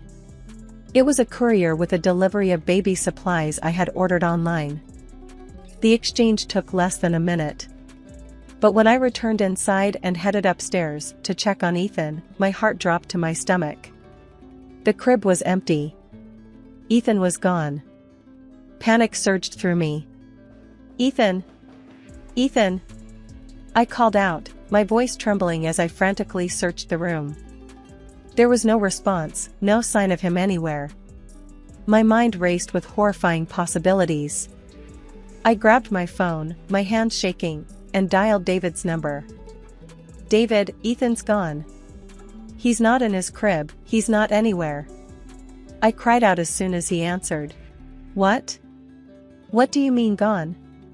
Are you sure he's not somewhere in the house?" David's voice was laced with panic. "I've looked everywhere. He's not here, David. Someone took him." I was on the verge of hysteria. David's voice was firm, trying to stay calm for both of us. "Okay, Chloe, call the police right now. I'm leaving the office, I'll be there as soon as I can." I hung up and dialed 911, my voice breaking as I explained the situation to the operator. Within minutes, police cars arrived, their sirens piercing the quiet neighborhood. As the officers began their investigation, David rushed in, his face pale with fear. "Chloe, tell me everything. What happened?" I recounted the events, from the courier's visit to the chilling discovery of Ethan's empty crib. As I spoke, a horrible thought struck me. Laura, she threatened me, after I refused to let her take Ethan. David's face hardened. "I'll kill her if she's done anything to him." The police overheard and immediately took note. "We need to know everything about this Laura. Address, description, everything," one of the officers said. As we provided Laura's details, Martha and George arrived, faces etched with worry. Martha embraced me, her own tears mingling with mine. Just then, Mike burst through the door, his eyes wild with worry. "What's going on? I heard Ethan's missing." Before we could answer, his phone rang. He glanced at the caller ID and his face went white. "It's Laura," he answered, his voice shaking. "Laura, where are you? Do you know anything about Ethan?" The room fell silent, everyone's eyes on Mike. He listened for a moment, his expression turning from worry to shock and then to anger. "You did what? Laura, how could you?" He hung up, his body trembling with rage. "She took him. She's at her grandmother's, trying to pass Ethan off as her own." The police officer sprang into action, coordinating with their team to track Laura down. David held me close, his body rigid with anger and fear. David, Mike, and I were in a state of high alert as we drove to Laura's grandmother's house. The tension in the car was palpable, each of us lost in our own turmoil of anger and worry. As we approached the house, my heart pounded against my chest, a mix of fear and desperate hope. Mike was on his phone, coordinating with the police. They're on their way. We just need to keep her there until they arrive. We pulled up to the house, and without a second thought, we rushed inside. The scene that greeted us was surreal. Laura was there, holding Ethan in her arms, cooing at him as if he were her own. Her grandmother, a frail, confused-looking woman, was watching them with a faint smile. The moment Laura saw us, her face went white. "What are you doing here?" she stammered, clutching Ethan closer. "Give me my son, Laura," I shouted, my voice filled with a mixture of rage and relief at seeing Ethan. David was right beside me, his eyes fixed on Ethan. "You're done, Laura. The police are on their way." Laura's grandmother looked around, confusion written all over her face. "What's going on? Laura, who are these people?" Before Laura could respond, Mike stepped forward, his voice filled with disgust. "These are Ethan's real parents, Grandma." Laura took him, pretending he was hers. The old woman's eyes widened in shock. "What? Laura, is this true?" Laura's facade finally crumbled. Tears started streaming down her face. "I just wanted the inheritance, Grandma. I didn't think it would go this far." Her grandmother shook her head, disappointment etched on her face. "Laura, how could you? This is unforgivable." By now, Ethan had started to fuss, sensing the tension. I reached out, and Laura, defeated, handed him over to me. Holding Ethan close, feeling his warmth and hearing his familiar sounds, was the most comforting feeling in the world after the terror of the last few hours. "You're sick, Laura," David said, his voice cold. "You need help." Laura was sobbing now, her body shaking. "I'm sorry, I'm so sorry. I didn't mean to hurt anyone." Just then, the police arrived, their presence filling the room. They immediately went to Laura, reading her rights as they handcuffed her. As we left Laura's grandmother's house, the police leading Laura away, a wave of relief washed over me. Ethan was safe in my arms, unharmed by the ordeal. In the weeks that followed, our lives were a whirlwind of police statements and court dates. The reality of what Laura had done was sinking in, not just for us, but for the entire family. David and I were sitting in the living room one evening after putting Ethan to bed, the silence between us filled with unspoken thoughts. David finally broke the silence. "Chloe, I can't believe she's actually going to jail for this." I nodded, still processing everything. "I know.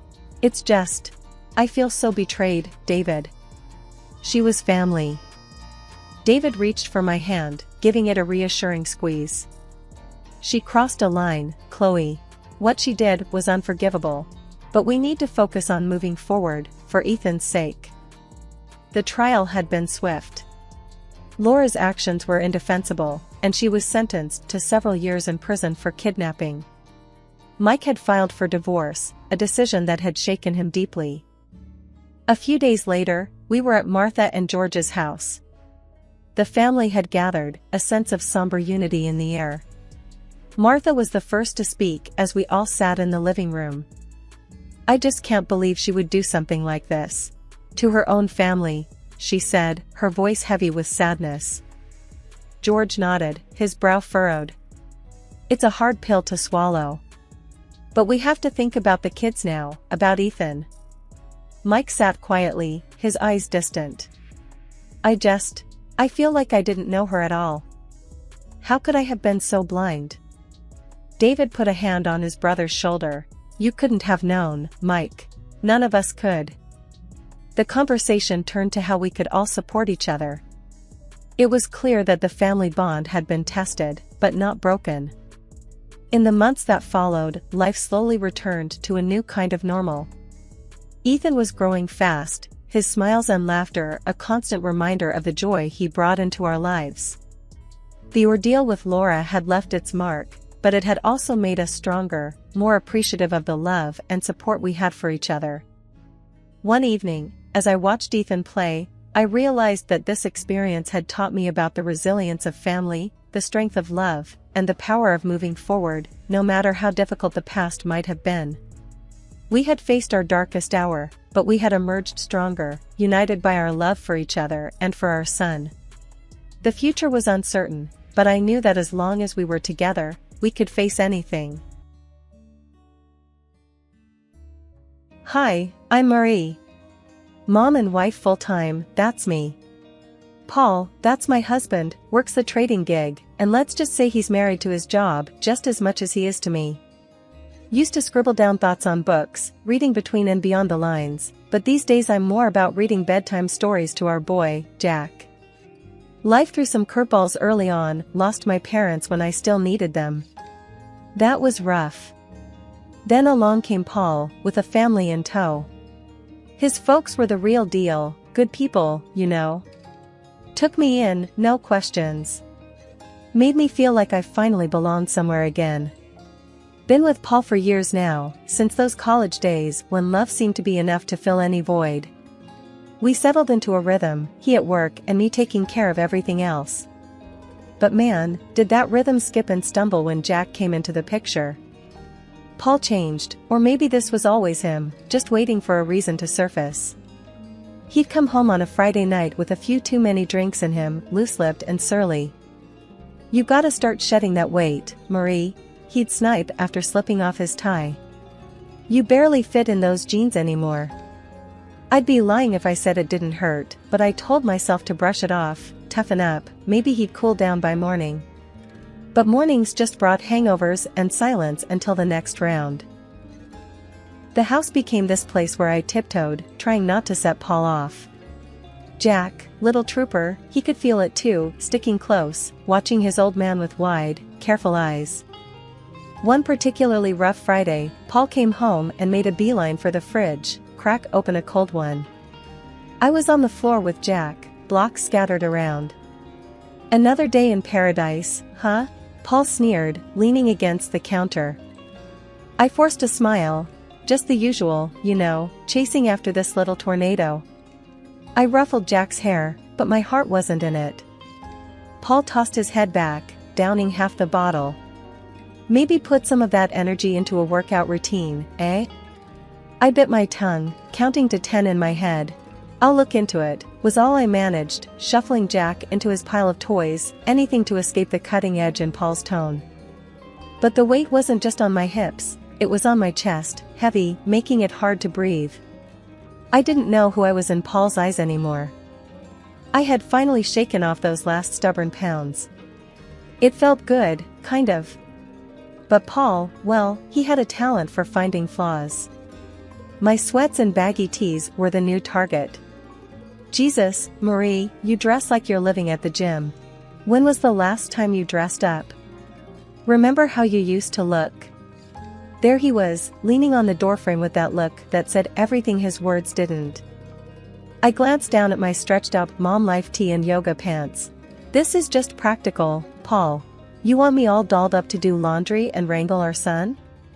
One corner of his mouth curled up like he had just made a successful trade. "I dunno, how about looking good for your husband? That used to matter." I sighed, rolling my eyes. "Well, unless my husband starts taking meetings at the playground or the grocery store, I think I'll stick with practical." He shook his head, chuckling without humor. "You used to care, Marie." His voice trailed off as he wandered back toward the living room, his disapproval hanging in the air like a bad smell. Then there was Jack, our boy, trying to navigate the shaky terrain between us. I was teaching him please and thank you, thinking manners mattered. Paul caught a bit of our lesson one afternoon and scoffed. "Look at you, teaching him to be Mr. Manners. You want him to get trampled on?" "Manners are important, Paul. It's about respect," I said, trying to keep my voice even. "Respect is earned, not politeness the least," he shot back. "He needs to toughen up, not be some yes, please pushover." Then the whole freeloader thing started. One night, Paul came home, tie askew, looking like he had won and lost the same fight. Nice day? He asked, sarcasm heavy as he glanced around what I'd come to see as our minefield of a home. I put down Jack's toy and braced for what was coming. Just the same, dealing with tantrums and spills. How was work? Paul's laugh was short and sharp. Work? Oh, it was just dandy, supporting a parasite. My cheeks burned. Excuse me? My voice was a little too loud. Jack's eyes flitted from me to Paul, sensing the shift. A parasite, Marie. I work, you play house, he said, each word pointed and heavy. That's the thanks I get? I am raising our child, Paul. Your child. That's work. That's vital, I said, my voice rising now, too. Jack started fussing then, picking up on the tension. I swept him up into my arms, trying to shield him from the fallout. Paul had a knack for knowing when he'd pushed too far, and his next words were more measured. Marie, I go out there and deal with sharks all day. Come home, and what? I don't know, something different. I can't be your one-man show, Paul, I said softly, trying to defuse the bomb that our marriage had become. I'm here, juggling a million things for us, for Jack. We looked at each other then, really looked, and I wondered if he saw the plea in my eyes. The help me, back me up, be with me that I felt screaming inside. But he turned away, the finality of his silence telling me that no, he didn't see. He didn't want to. One day, the disrespect boiled over. Jack scrunched up his little face and called me a name, a real zinger. He got it from Paul. You're just a lazy bum, he had hurled at me, his tiny voice bitter and angry. I felt like I'd been slapped. What? Jack, no, you can't say that, I stumbled, shocked. He folded his arms, stubborn as his dad. Dad says it, so can I. That was the last straw. When Paul got home, I was waiting, steaming like a forgotten kettle. You know what your son called me today? I laid into him without waiting for an answer. Paul dropped his keys on the counter and chuckled, clearly not seeing the line had been crossed. What did he say? The truth? He tossed his words over his shoulder as he walked to the fridge, his casualness like acid on my skin. Is that funny to you? I was shouting now, my usual restraint snapped tight as a dry twig. Your son is calling me names. Paul leaned against the kitchen counter, beer in hand, a smirk blooming on his face. Oh, come on, Marie. Kid's gotta learn to stand his ground. I was staring at him, hands balled into fists. By disrespecting his mother? He shrugged, a lazy lift of his shoulders that sent me teetering on the edge. You're too soft on him. Look, he's getting some spine. Spine? My voice shot up another octave. He's learning to be just like you. Paul grinned and ruffled Jack's hair. Ain't that right, champ? I turned to Jack, who was looking at us with eyes that were too old for his face. Jack, listen to me. What you said to me this morning was wrong. You can't talk to people like that. Jack's chin jutted out, defiant and stubborn. But Dad. I don't care what Dad says, you listen to your mom. I cut him off, my heart thudding like a drum. I was desperate for him not to follow in Paul's footsteps. But Paul wasn't letting it go. The boy's gotta learn to speak up. World's not gonna hand him anything. You keep coddling him, he'll end up. I get it, all right? I get it. I cut him off, feeling the weight of his words like a physical thing on my chest. But there's a line. You don't get it, do you? Paul threw up his hands, that ugly smirk still there. Whatever, Marie. You make mountains out of molehills. I turned from him, that burning in my chest now a churning mess. This is not how I want our son to grow up. This disrespect ends now, it ends here. Paul just took a swig of his beer, and I knew, right then, my words were just bouncing off him. I looked at Jack, really looked at him. You apologize to me, now, I said, the power in my voice surprising even me. Jack's eyes darted between me and Paul, but he knew that tone. Sorry, Mom. The word was small, almost lost in the kitchen, but it was there and it was a start. I moved closer to Jack, knelt down so I was eye level with him. Thank you. We treat each other with respect in this house, you got it? Paul snorted behind me, but I ignored him. Jack nodded, a hint of my boy peeking through that new sullen shadow he wore. It was a crack in the wall Paul was building around him, a crack, but also a starting point. I stood up, squared my shoulders. We're going to fix this, Jack. No more name-calling, no more disrespect. We're better than that. I took Jack's hand, and we left the room, leaving Paul and his smugness behind us. I stood there on the sidewalk, my phone shaking in my hand. It was one of those moments where your gut ties up in knots. There, across the street, Paul was laughing it up with some woman. Blonde, curvy, and looking at my husband like he was the last piece of chocolate in the box. My thumb pressed record before I even decided to. The walk home felt a million miles long. A part of me hoped it was a misunderstanding. But deep down, I knew. Back in our kitchen, I threw my keys on the counter.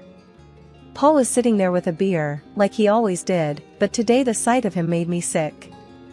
Without a word, I tossed my phone on the table in front of him, the video playing. Care to explain? Paul looked at the screen, his eyes going hard when he saw what was on it. He muted it, placed it calmly on the counter, and then looked straight at me. Yeah, she's beautiful, he said, his voice dripping venom. You used to be like that. I felt the slap of his words, my cheeks flaming with anger, my body tense. So, that's it, huh? You parade around town with some woman while I'm at home? Paul stood up, his chair scraping back against the tile. He was too close now, his voice low and mean. What, you stalking me now, Marie? Can't handle the fact that maybe there's more out there than what's inside these walls? I was reeling, feeling the pieces click together. Cut the crap, Paul. You're cheating. He didn't even flinch.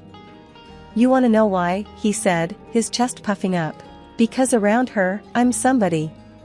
Not just the guy who pays the bills or the bad guy 'cause he ain't Mr. Rogers. So that's it? I edged back, feeling the counter dig into my hips. Your family's not enough for you? Paul snorted and grabbed his beer again. It stopped being enough a long time ago. Maybe if you'd have kept up with yourself, I wouldn't have to look elsewhere. The bile rattled in my throat. I'm not the one who promised till death do us part. His laugh was short and punched the air. Those are just words, Marie. They stopped meaning anything to you a long time ago. I should have been crying, but the tears wouldn't come. I was just empty and angry. I gave you everything, Paul.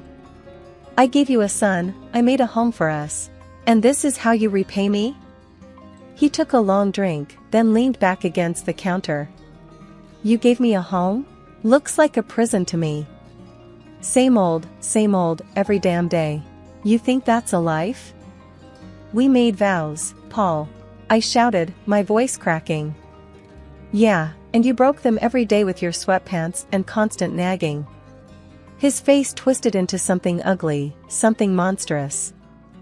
That was the last thing he said before I walked out, my heart numb, anger seeping into every corner of my being. I was on edge the whole ride over to Paul's folks' place. It was gonna be nasty, but I had to lay it out for them. They needed to know who their son really was. His mom answered the door, with a happy smile. Marie, what brings you here at this hour? I just barreled past her. I gotta show you both something. Once his dad came in, I played them the video straight up. His mom gasped, her hand flying to cover her mouth. His dad, red-faced and looking like he'd rather be anywhere else, he barked at me, Paul's gotta stop this nonsense now. And like that, all hell broke loose. That night back at our place, Paul kicked off as soon as I walked in. You had to drag my parents into this, didn't ya? His voice was loaded, ready to fire. Yeah, well someone's got to. I shot back, my nerves steel. He was a storm brewing. With a step towards me, his hand raised, but he didn't get far. "You're bad." Jack's voice cut through, strong and braver than any of us. Paul stopped stone cold. Paul's hand dropped, and his mask slipped a second, shock in his eyes. But then he hardened up again, cold as steel. "I want you out," he said, spitting the words like they were sour. "Take the kid and go." So we went. With Jack's hand in mine, I didn't look back. Bags thrown in the back of the car, we headed for the city, miles of road unwinding like my thoughts. The luxury house was something else, my unexpected inheritance. 2 stories, white columns, and a porch you could throw a party on, all waiting in another city, away from everything that had gone wrong. None of my folks, not even a whisker of Paul or his clan, had ever set eyes on it. When we pulled up to this grand house, Jack's face pressed to the window, eyes as wide as the moon. "Is this a castle?" His voice was a whisper, almost lost in the vastness of it all. "Something like that," I said, a laugh escaping me for the first time in. I couldn't even remember. We stepped into that house, our new beginning. It was silent, save for the echo of our footsteps on the marble floors, bouncing off the high ceilings crowned with crystal chandeliers. The furniture was swanky, left behind by folks I wish had lasted a lifetime longer. I plopped down on a couch soft as clouds, and finally, Jack's laughter filled the rooms. The sound of it was more luxurious than anything else in this place. We explored room after room, Jack running ahead like he was leading a parade. Each new door opened to a room grander than the last. "I call the biggest one," he declared, claiming a bedroom that overlooked a garden already blooming with the promise of spring. Laying him down to bed that night, the day finally caught up with me. My eyes burned with the tiredness of it all, but looking around at the high ceilings, the gold trimming catching moonlight, I knew we were worlds away from where we started. Sitting there, in the quiet of a room too nice for today's shadows, I whispered into the darkness, "We made it, kiddo." Life in the big house slowly shed the shadows of the past. Jack's giggles filled the halls more than the echoes of old fears. Most days, it felt like we had always been there, just the two of us, in our new safe haven. The house, with its silent strength, was keeping the world at bay, until the day Paul showed up, uninvited and unwelcome. He was at the door in a storm of anger. I opened it and there he was, looking like trouble had followed him around. "You can't just disappear with my son, Marie." I leaned against the door frame, unfazed. "He's my son too. And I didn't disappear. I moved on." Paul's scowl deepened. He glanced around, taking in the opulence of the place with wide, disbelieving eyes. "How can you afford this? I know you don't make this kind of dough." I had to bite the inside of my cheek to keep from smiling. "Well, turns out I had a little left over each month. Who knew?" He raised an eyebrow, a sly accusation in his gaze. "And I'm struggling to cover rent for that old place by myself. It's damn near impossible now that they jacked up the price." I shook my head. He always was good at playing the martyr. "That's not my problem anymore, Paul. I've been using my own savings to cover the gap in the rent for years. Savings that, thank God, I don't need to bleed dry for that house anymore." The greed in his eyes flared up like wildfire. "What, and you're living here in luxury while I—" "Stop right there," I cut in. "This isn't your concern. This," I motioned to the grand house behind me, "is mine. Mine and Jack's." Paul took a step forward, but I didn't back down. "Look, I came here to fix things. I'm saying I forgive you for all this, sneaking around." His audacity almost knocked the wind out of me, but I had a little surprise that would put the brakes on his charade. From behind the door, I pulled out the divorce papers and slapped them into his chest. "And here's what I'm saying. We're done." He looked as if I'd slapped him with a physical hand, his face twisting through confusion, rage, and then settling on calculating desperation. "You can't do this. What about Jack?" I stood taller, my resolve like iron. "I'm doing it for Jack. He doesn't need this chaos you bring. Sign the papers, Paul. It's over." He glanced from the papers to me, then back again, his posture deflating slightly. You'll regret this. You can't make it alone. That's where you're wrong. I smiled, not from humor but from a deep-seated confidence. I'm already making it. And without you, we're doing more than just fine. We're thriving. With a shake of his head, Paul looked like he wanted to say more, but he didn't. Instead, he turned on his heel and strode away, clutching the papers like they were a snake that could bite. Once he was gone, the house seemed to exhale with me. I closed the door gently, turning back to the life I had fought so hard for. Life had a way of tossing stuff at you, hard and fast. It was Thursday, the kind of day that should have been easy, but it wasn't. We shirked dinner for a bit, setting up ramps out of old books and watching the Lego car stupidly do flips and land upside down. Jack's laugh was infectious, the sort that wiped clean the worry lines off my face. His enthusiasm was a reminder that amid all the crap, there was still good, simple, unadulterated good. Then it came, a banging on the door that made my stomach drop and my face lose all its motherly warmth. Paul had a knack for bad timing and worse entrances. I pulled the door open and there he was, looking like he'd just come from a bar fight or lost a bet. Paul, what's up? He scowled, that usual look he gets when he thinks the world owes him. So, this the high life? You playing house with my Jack while I'm scraping pennies just to get by? Jack peeked from behind me, a knight in Lego armor. Hey, screw off, Paul. Don't talk to my mom like that. Paul's face turned a nice shade of tomato. The hell? You let him talk like that? I stood there, hands on hips. He's expressing himself. Something I should have done with you a long time ago. Jack came out from behind me, all fierce. Yeah, get lost. My mom, my rules. Paul's anger was something else, a storm that had nowhere to go. You think you're smart, huh? Talking to your old man like that. Jack squared his shoulders, a small David to Paul's Goliath. Don't gotta think. I know it. Mom knows it. Paul opened his mouth, but nothing came out. There was Jack, staring him down, waiting. This was no place for Paul anymore, no place for his bluster and noise. After a tense moment, Paul shook his head, muttered something under his breath and stormed off the porch. Jack turned to me with this look, the kind of look that said, "We got this." I nodded, all the agreement he needed. We went back to boiling pasta and racing Lego cars. That's how we do it, simple, nothing fancy. We just keep on. I was gabbing on the phone with Miss Dottie, Paul's mom, who was more my family than is now. Honey, you just holler if there's anything you need, 'kay? Her voice was always a warm blanket over the line. We're all good, Miss Dottie. Really, couldn't be better, I assured her, twisting the cord around my finger. She hummed a pleased note.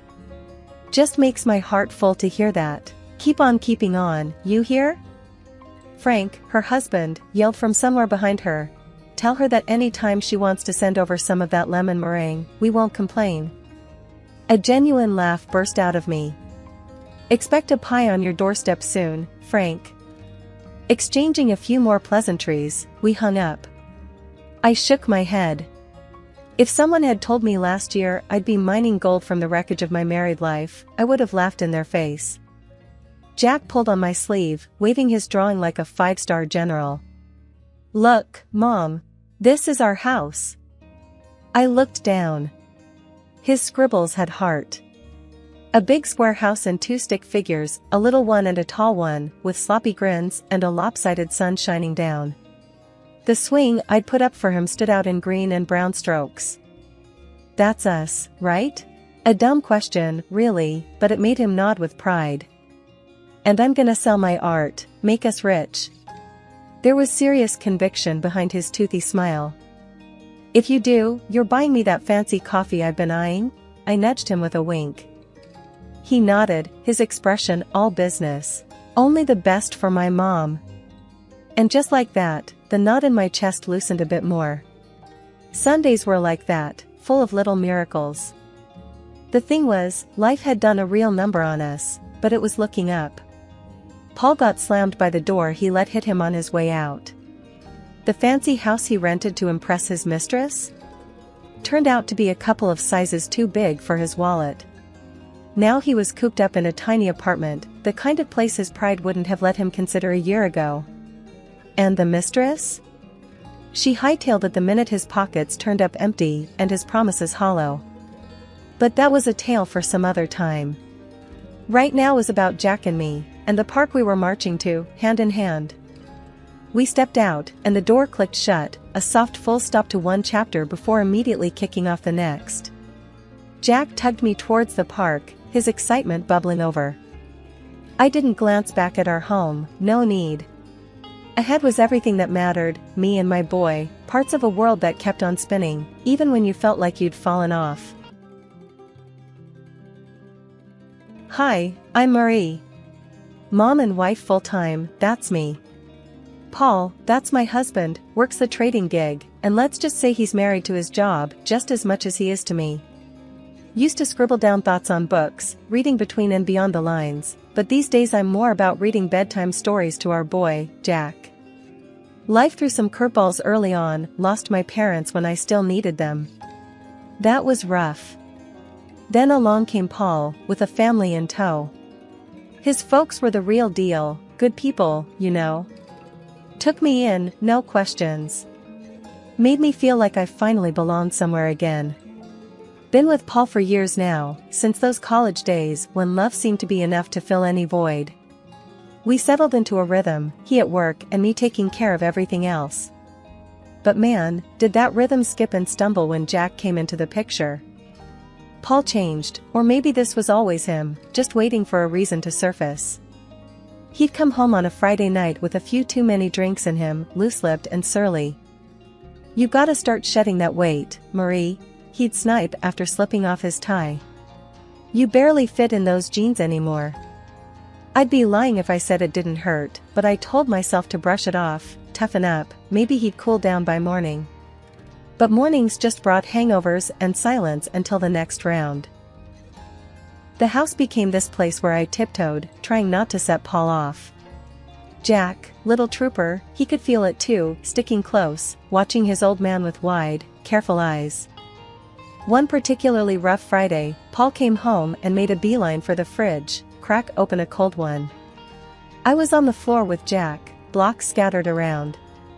"Another day in paradise, huh?" Paul sneered, leaning against the counter. I forced a smile. Just the usual, you know, chasing after this little tornado. I ruffled Jack's hair, but my heart wasn't in it. Paul tossed his head back, downing half the bottle. "Maybe put some of that energy into a workout routine, eh?" I bit my tongue, counting to 10 in my head. "I'll look into it," was all I managed, shuffling Jack into his pile of toys, anything to escape the cutting edge in Paul's tone. But the weight wasn't just on my hips, it was on my chest, heavy, making it hard to breathe. I didn't know who I was in Paul's eyes anymore. I had finally shaken off those last stubborn pounds. It felt good, kind of. But Paul, well, he had a talent for finding flaws. My sweats and baggy tees were the new target. "Jesus, Marie, you dress like you're living at the gym. When was the last time you dressed up? Remember how you used to look?" There he was, leaning on the doorframe with that look that said everything his words didn't.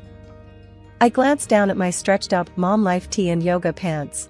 "This is just practical, Paul. You want me all dolled up to do laundry and wrangle our son?" One corner of his mouth curled up like he had just made a successful trade. "I dunno, how about looking good for your husband? That used to matter." I sighed, rolling my eyes. "Well, unless my husband starts taking meetings at the playground or the grocery store, I think I'll stick with practical." He shook his head, chuckling without humor. "You used to care, Marie." His voice trailed off as he wandered back toward the living room, his disapproval hanging in the air like a bad smell. Then there was Jack, our boy, trying to navigate the shaky terrain between us.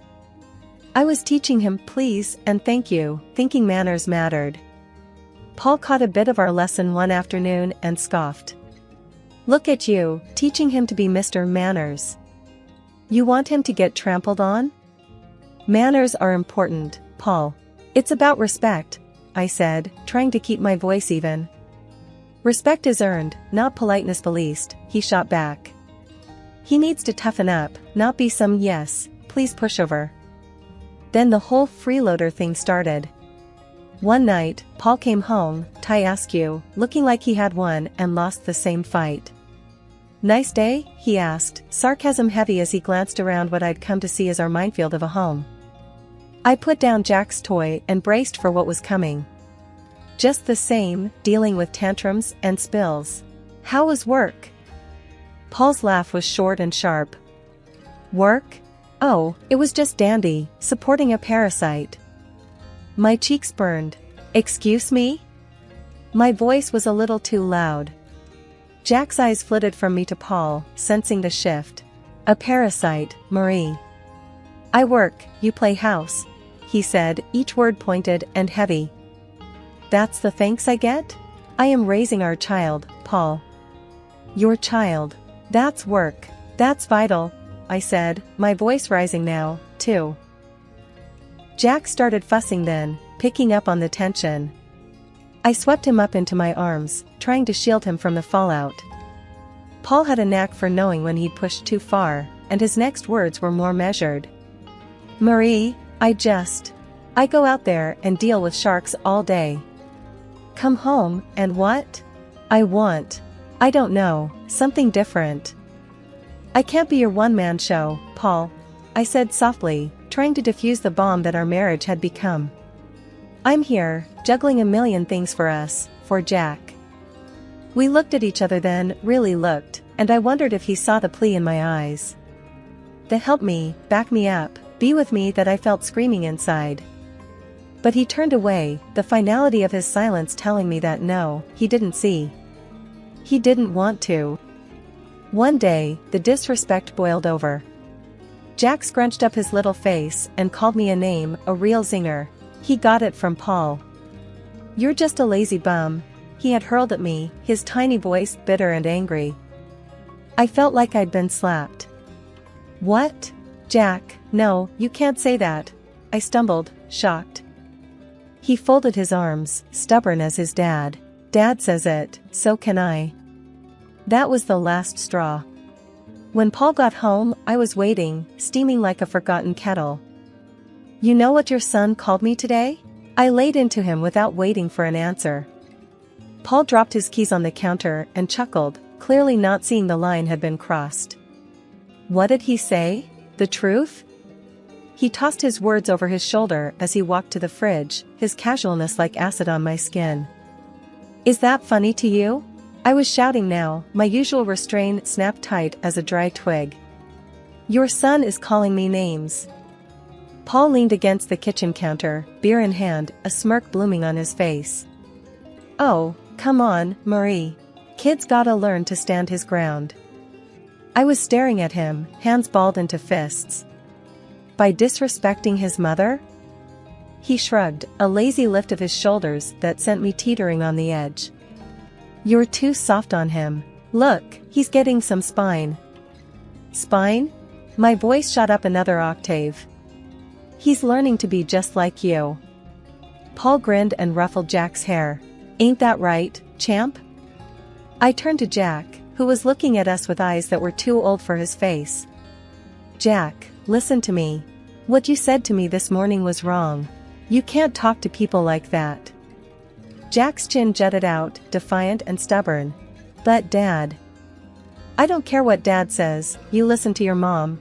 I cut him off, my heart thudding like a drum. I was desperate for him not to follow in Paul's footsteps. But Paul wasn't letting it go. The boy's gotta learn to speak up. World's not gonna hand him anything. You keep coddling him, he'll end up. I get it, all right? I get it. I cut him off, feeling the weight of his words like a physical thing on my chest. But there's a line. You don't get it, do you? Paul threw up his hands, that ugly smirk still there. Whatever, Marie. You make mountains out of molehills. I turned from him, that burning in my chest now a churning mess. This is not how I want our son to grow up. This disrespect ends now, it ends here. Paul just took a swig of his beer, and I knew, right then, my words were just bouncing off him. I looked at Jack, really looked at him. You apologize to me, now, I said, the power in my voice surprising even me. Jack's eyes darted between me and Paul, but he knew that tone. Sorry, Mom. The word was small, almost lost in the kitchen, but it was there and it was a start. I moved closer to Jack, knelt down so I was eye level with him. Thank you. We treat each other with respect in this house, you got it? Paul snorted behind me, but I ignored him. Jack nodded, a hint of my boy peeking through that new sullen shadow he wore. It was a crack in the wall Paul was building around him, a crack, but also a starting point. I stood up, squared my shoulders. We're going to fix this, Jack. No more name-calling, no more disrespect. We're better than that. I took Jack's hand, and we left the room, leaving Paul and his smugness behind us. I stood there on the sidewalk, my phone shaking in my hand. It was one of those moments where your gut ties up in knots. There, across the street, Paul was laughing it up with some woman. Blonde, curvy, and looking at my husband like he was the last piece of chocolate in the box. My thumb pressed record before I even decided to. The walk home felt a million miles long. A part of me hoped it was a misunderstanding. But deep down, I knew. Back in our kitchen, I threw my keys on the counter. Paul was sitting there with a beer, like he always did, but today the sight of him made me sick. Without a word, I tossed my phone on the table in front of him, the video playing. Care to explain? Paul looked at the screen, his eyes going hard when he saw what was on it. He muted it, placed it calmly on the counter, and then looked straight at me. Yeah, she's beautiful, he said, his voice dripping venom. You used to be like that. I felt the slap of his words, my cheeks flaming with anger, my body tense. So, that's it, huh? You parade around town with some woman while I'm at home? Paul stood up, his chair scraping back against the tile. He was too close now, his voice low and mean. What, you stalking me now, Marie? Can't handle the fact that maybe there's more out there than what's inside these walls? I was reeling, feeling the pieces click together. Cut the crap, Paul. You're cheating. He didn't even flinch. You want to know why, he said, his chest puffing up. Because around her, I'm somebody. Not just the guy who pays the bills or the bad guy 'cause he ain't Mr. Rogers.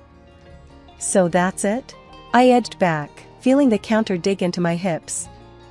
Your family's not enough for you? Paul snorted and grabbed his beer again. It stopped being enough a long time ago. Maybe if you'd have kept up with yourself, I wouldn't have to look elsewhere. The bile rattled in my throat. I'm not the one who promised till death do us part. His laugh was short and punched the air. Those are just words, Marie. They stopped meaning anything to you a long time ago. I should have been crying, but the tears wouldn't come. I was just empty and angry. I gave you everything, Paul. I gave you a son, I made a home for us. And this is how you repay me? He took a long drink, then leaned back against the counter. You gave me a home? Looks like a prison to me. Same old, every damn day. You think that's a life? We made vows, Paul. I shouted, my voice cracking. Yeah, and you broke them every day with your sweatpants and constant nagging. His face twisted into something ugly, something monstrous. That was the last thing he said before I walked out, my heart numb, anger seeping into every corner of my being. I was on edge the whole ride over to Paul's folks' place. It was gonna be nasty, but I had to lay it out for them. They needed to know who their son really was.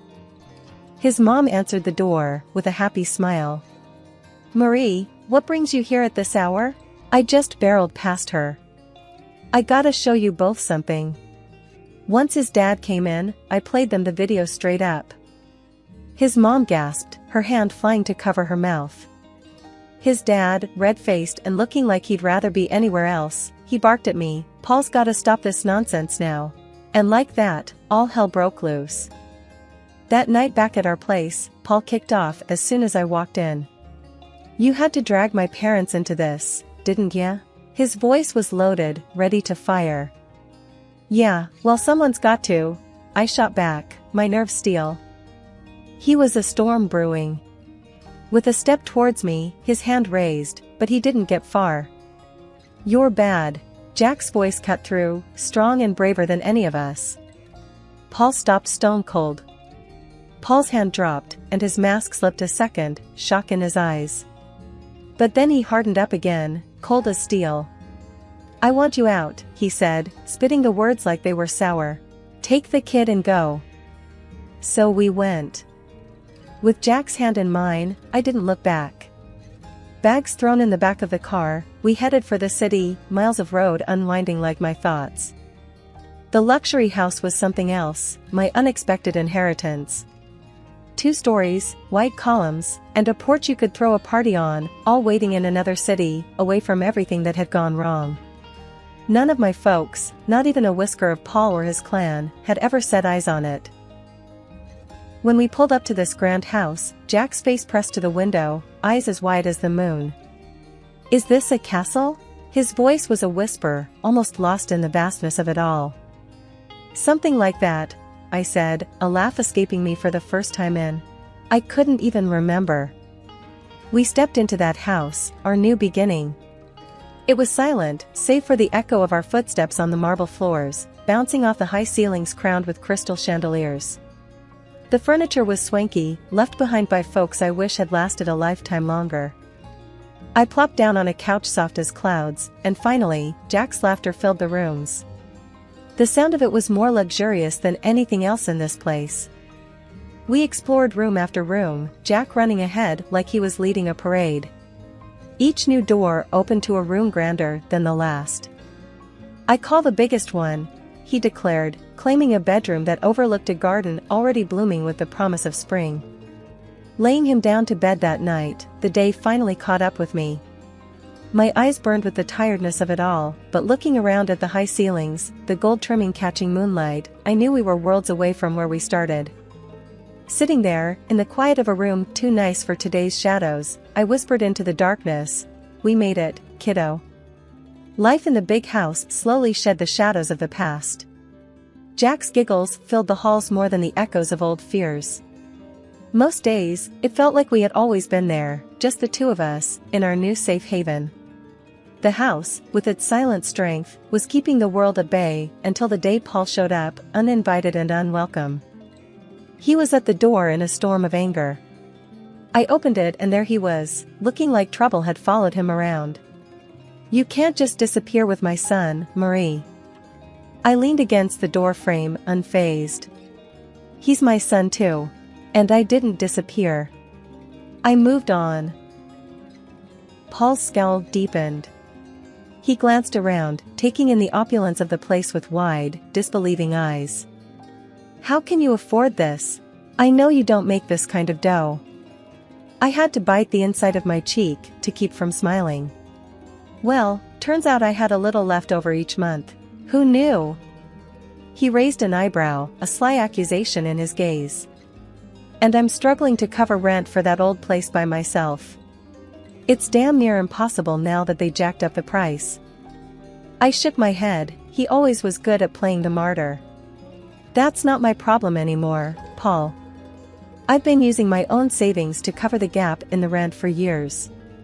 Savings that, thank God, I don't need to bleed dry for that house anymore." The greed in his eyes flared up like wildfire. "What, and you're living here in luxury while I—" "Stop right there," I cut in. "This isn't your concern. This," I motioned to the grand house behind me, "is mine. Mine and Jack's." Paul took a step forward, but I didn't back down. "Look, I came here to fix things. I'm saying I forgive you for all this, sneaking around." His audacity almost knocked the wind out of me, but I had a little surprise that would put the brakes on his charade. From behind the door, I pulled out the divorce papers and slapped them into his chest. And here's what I'm saying. We're done. He looked as if I'd slapped him with a physical hand, his face twisting through confusion, rage, and then settling on calculating desperation. You can't do this. What about Jack? I stood taller, my resolve like iron. I'm doing it for Jack. He doesn't need this chaos you bring. Sign the papers, Paul. It's over. He glanced from the papers to me, then back again, his posture deflating slightly. You'll regret this. You can't make it alone. That's where you're wrong. I smiled, not from humor but from a deep-seated confidence. I'm already making it. And without you, we're doing more than just fine. We're thriving. With a shake of his head, Paul looked like he wanted to say more, but he didn't. Instead, he turned on his heel and strode away, clutching the papers like they were a snake that could bite. Once he was gone, the house seemed to exhale with me. I closed the door gently, turning back to the life I had fought so hard for. Life had a way of tossing stuff at you, hard and fast. It was Thursday, the kind of day that should have been easy, but it wasn't. We shirked dinner for a bit, setting up ramps out of old books and watching the Lego car stupidly do flips and land upside down. Jack's laugh was infectious, the sort that wiped clean the worry lines off my face. His enthusiasm was a reminder that amid all the crap, there was still good, simple, unadulterated good. Then it came, a banging on the door that made my stomach drop and my face lose all its motherly warmth. Paul had a knack for bad timing and worse entrances. I pulled the door open and there he was, looking like he'd just come from a bar fight or lost a bet. Paul, what's up? He scowled, that usual look he gets when he thinks the world owes him. So, this the high life? You playing house with my Jack while I'm scraping pennies just to get by? Jack peeked from behind me, a knight in Lego armor. Hey, screw off, Paul. Don't talk to my mom like that. Paul's face turned a nice shade of tomato. The hell? You let him talk like that? I stood there, hands on hips. He's expressing himself. Something I should have done with you a long time ago. Jack came out from behind me, all fierce. Yeah, get lost. My mom, my rules. Paul's anger was something else, a storm that had nowhere to go. You think you're smart, huh? Talking to your old man like that. Jack squared his shoulders, a small David to Paul's Goliath. Don't gotta think. I know it. Mom knows it. Paul opened his mouth, but nothing came out. There was Jack, staring him down, waiting. This was no place for Paul anymore, no place for his bluster and noise. After a tense moment, Paul shook his head, muttered something under his breath and stormed off the porch. Jack turned to me with this look, the kind of look that said, "We got this." I nodded, all the agreement he needed. We went back to boiling pasta and racing Lego cars. That's how we do it, simple, nothing fancy. We just keep on. I was gabbing on the phone with Miss Dottie, Paul's mom, who was more my family than is now. Honey, you just holler if there's anything you need, 'kay? Her voice was always a warm blanket over the line. We're all good, Miss Dottie. Really, couldn't be better, I assured her, twisting the cord around my finger. She hummed a pleased note. Just makes my heart full to hear that. Keep on keeping on, you hear? Frank, her husband, yelled from somewhere behind her. Tell her that any time she wants to send over some of that lemon meringue, we won't complain. A genuine laugh burst out of me. Expect a pie on your doorstep soon, Frank. Exchanging a few more pleasantries, we hung up. I shook my head. If someone had told me last year I'd be mining gold from the wreckage of my married life, I would have laughed in their face. Jack pulled on my sleeve, waving his drawing like a five-star general. Look, Mom. This is our house. I looked down. His scribbles had heart. A big square house and two stick figures, a little one and a tall one, with sloppy grins and a lopsided sun shining down. The swing I'd put up for him stood out in green and brown strokes. That's us, right? A dumb question, really, but it made him nod with pride. And I'm gonna sell my art, make us rich. There was serious conviction behind his toothy smile. If you do, you're buying me that fancy coffee I've been eyeing? I nudged him with a wink. He nodded, his expression all business. Only the best for my mom. And just like that, the knot in my chest loosened a bit more. Sundays were like that, full of little miracles. The thing was, life had done a real number on us, but it was looking up. Paul got slammed by the door he let hit him on his way out. The fancy house he rented to impress his mistress? Turned out to be a couple of sizes too big for his wallet. Now he was cooped up in a tiny apartment, the kind of place his pride wouldn't have let him consider a year ago. And the mistress? She hightailed it the minute his pockets turned up empty and his promises hollow. But that was a tale for some other time. Right now was about Jack and me, and the park we were marching to, hand in hand. We stepped out, and the door clicked shut, a soft full stop to one chapter before immediately kicking off the next. Jack tugged me towards the park, his excitement bubbling over. I didn't glance back at our home, no need. Ahead was everything that mattered, me and my boy, parts of a world that kept on spinning, even when you felt like you'd fallen off. I'm Lily, a 32-year-old woman who believed in the warmth of love and the promise of a shared future. My husband, Ethan, was once the sun in my sky, but over the years, his light has dimmed, leaving me in a growing chill of neglect and harsh words. It started subtly, a missed dinner here, a harsh word there. But then it became our norm. His once tender glances turned cold, and his touches, which used to spark joy, became rare and perfunctory. One particularly cold evening, I was attempting to bridge the distance that had formed between us, setting up a nice dinner hoping to recapture some of our old warmth. "Ethan, dinner's ready," I called out, trying to inject some cheer into my voice. He walked in, his eyes scanning the table, not a flicker of appreciation in his gaze. "You know I don't like salmon," he muttered, his words clipped. "But you used to love it," I replied, the hurt clear in my voice. He shrugged, dismissing my effort and the memories attached to it. "That was then. Can't you do anything right, Lily?" His words stung, each one a reminder of how far we drifted. I bit my lip, holding back tears, as I watched him eat in silence, his indifference a stark contrast to the love-filled meals we once shared. After dinner, as I was cleaning up, the weight of his growing disdain and blame became too much to bear silently. "Why do you treat me this way, Ethan? What happened to us?" I asked, my voice barely above a whisper. He scoffed, standing up to leave the room. "Maybe if you weren't so barren, things would be different. You're just not enough, Lily. Not as a wife, not as a woman." His cruel words echoed in the now empty room, each syllable etched painfully into my heart. I was left alone, with the remnants of a dinner that tasted of lost love and broken dreams. That night, as I lay in bed, Ethan's presence beside me felt like miles apart. I turned away, my silent tears a testament to the cold shift that had taken over our lives. It was clear that I was alone in my pain, my longing for a child turned into a weapon of blame and shame. The next day, I confided in my diary, the only place I felt safe to express my deepest fears and sorrows. "He doesn't see me anymore, doesn't hear me. I'm just a shadow in my own home, a ghost of the woman I used to be." The evening of the family dinner arrived with a tension I could almost taste. Ethan's parents, Mary and George, had always treated me with kindness, a stark contrast to their son's recent coldness.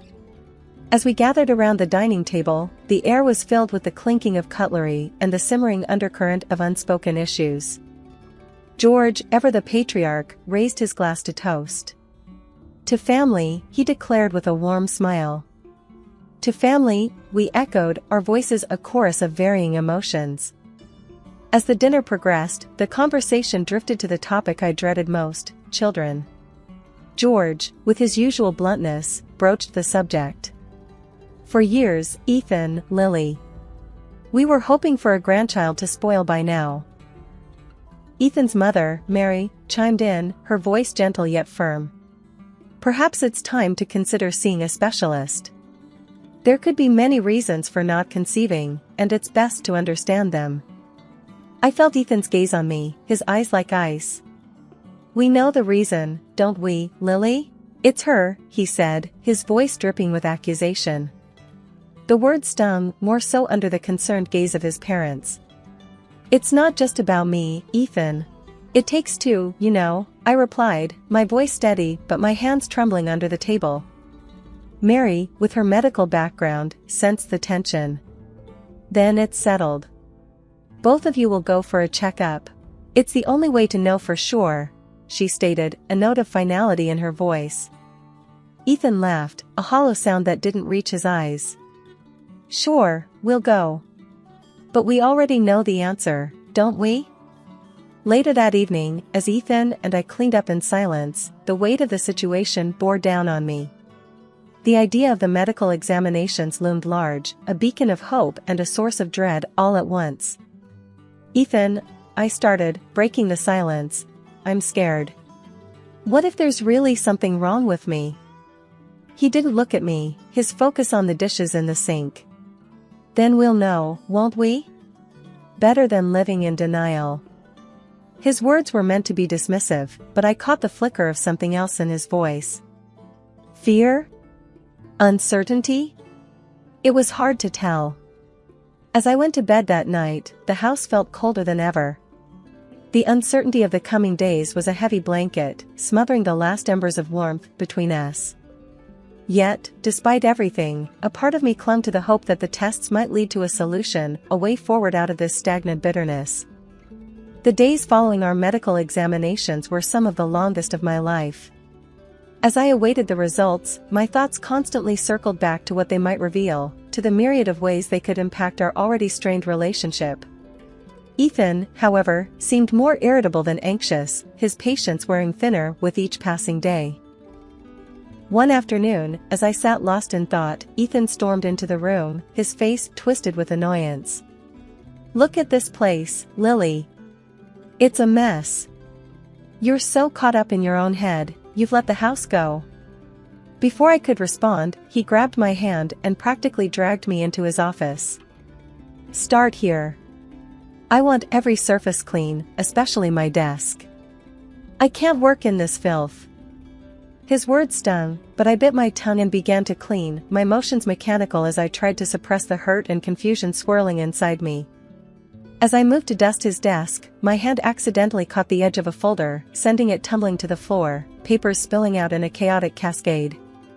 I knelt to gather them, apologizing under my breath, but as I started to put them back, my eyes caught on the contents.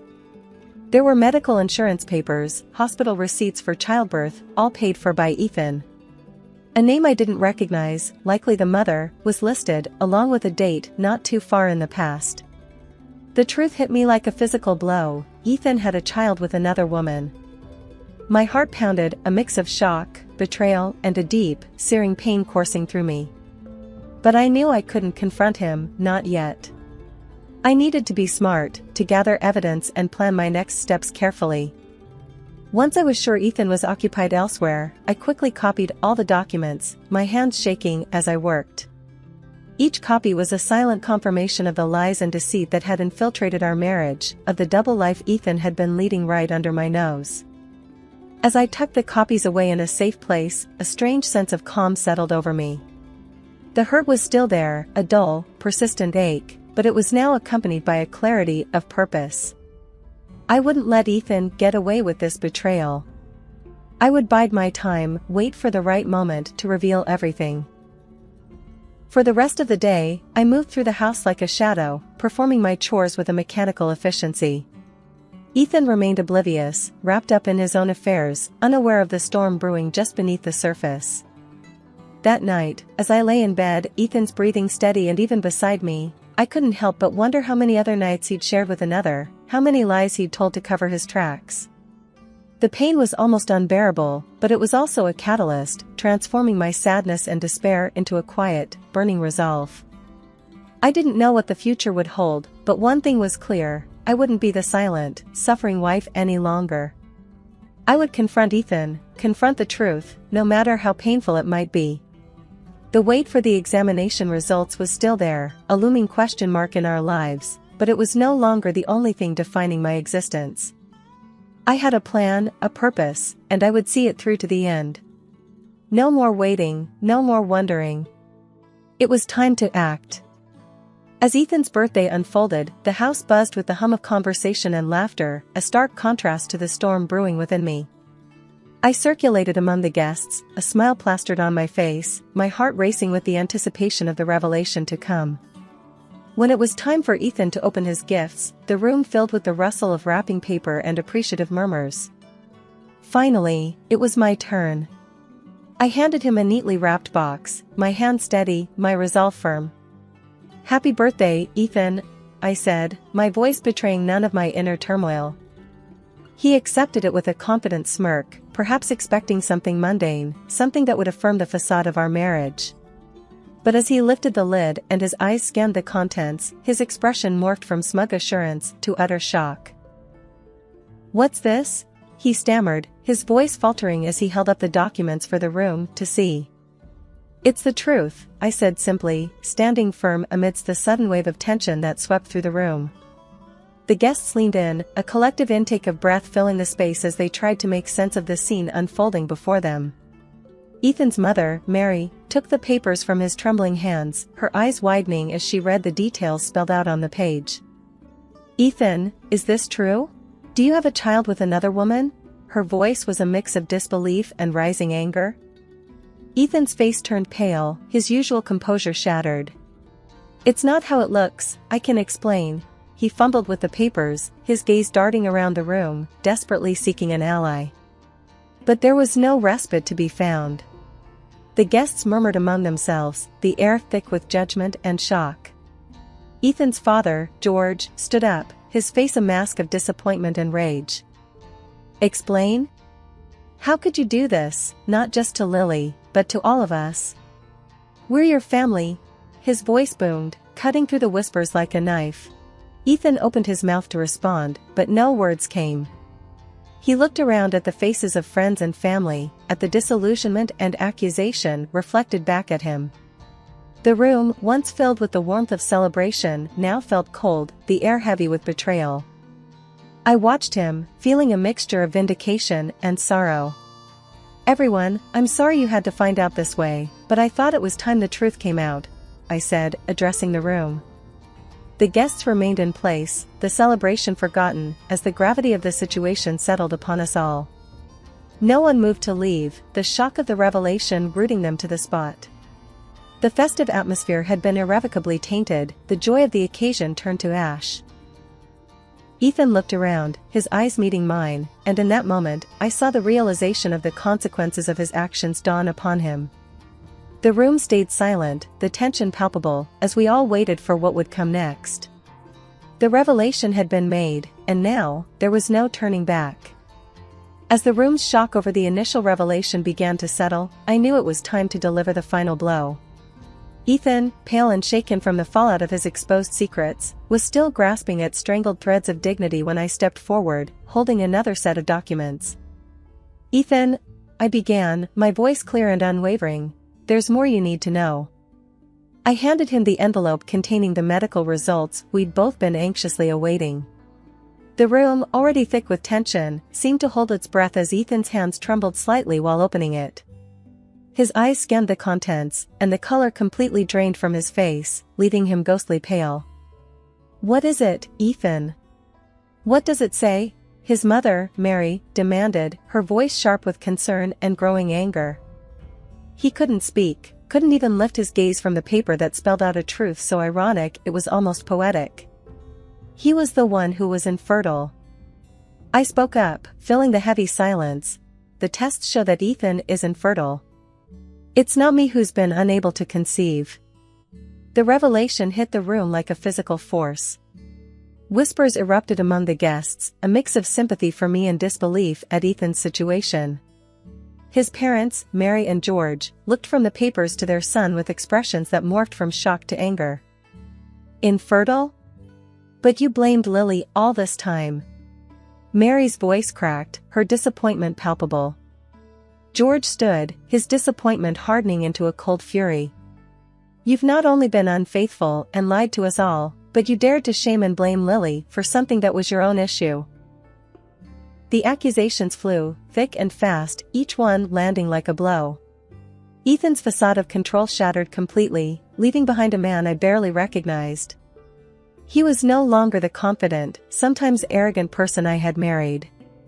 Instead, he was small, exposed, and undeniably alone. "But I didn't know," he stammered, his voice barely a whisper against the storm of condemnation. "It doesn't matter if you knew or not," George boomed, his voice resonating with finality. "You've deceived everyone here, most of all Lily." The room buzzed with the weight of betrayal and deceit. Ethan's life, once so orderly and controlled, was unraveling before our very eyes. His once loving parents now looked at him with eyes filled with something akin to strangers' disdain. As the room processed the news, Ethan's mother, Mary, turned to him with a mixture of anger and disbelief. "Ethan, if you're infertile, then who is the father of your mistress's child?" The question hung in the air, heavy and ominous. Ethan's shock was apparent, his face contorting into an expression of disbelief and betrayal. I don't know. I never considered she might be cheating on me too."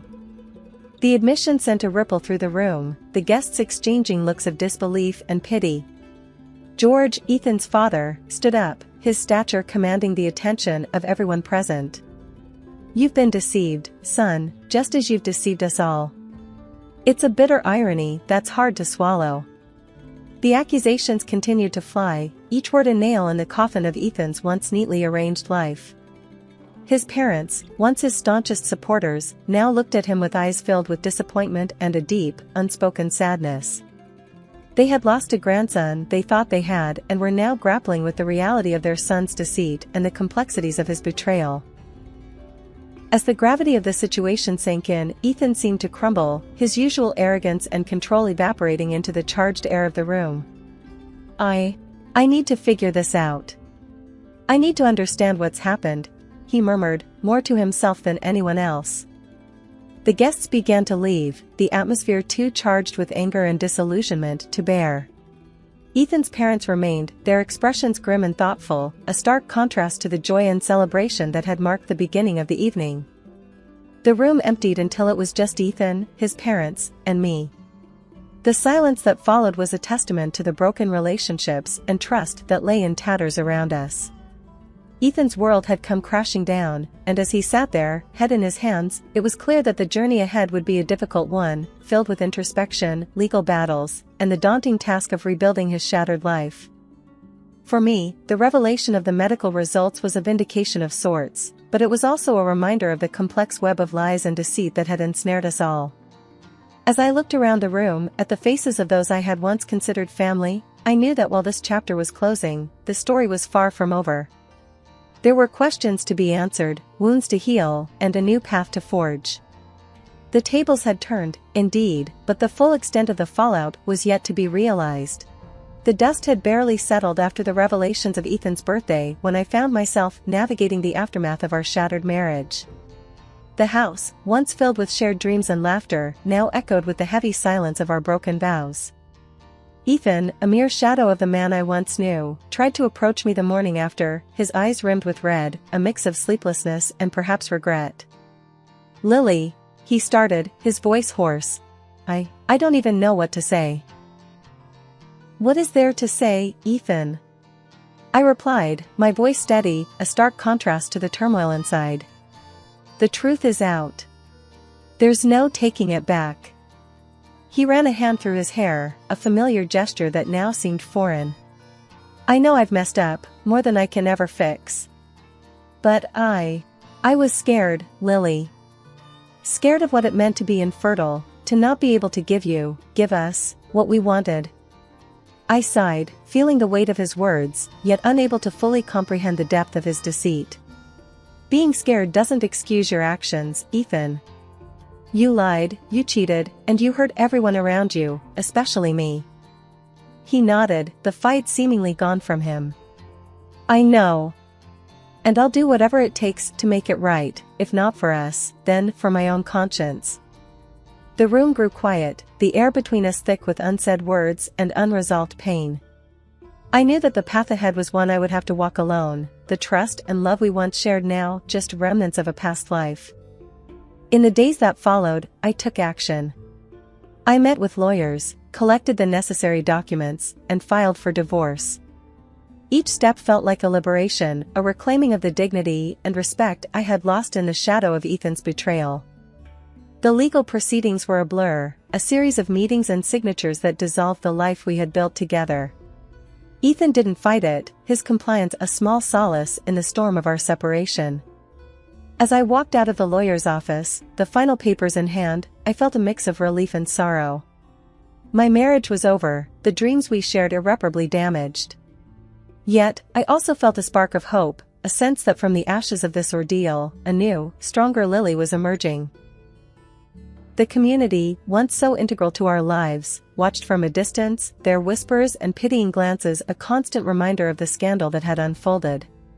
But among the murmurs, I also found support, friends and neighbors reaching out with offers of help and words of encouragement. One afternoon, as I sat in the garden, the sun warming my face, Mary came to visit. Her eyes were kind, but I saw the hurt that still lingered there. "Lily, I just want you to know, we don't blame you. You've handled this with more grace than anyone could expect," she said, taking my hand in hers. I looked at her, the woman who had been like a mother to me, and felt a pang of shared loss. "Thank you, Mary. I just wish things could have been different." She squeezed my hand, a silent acknowledgement of the complex tangle of emotions that surrounded us. "You'll always be part of this family, Lily. No matter what."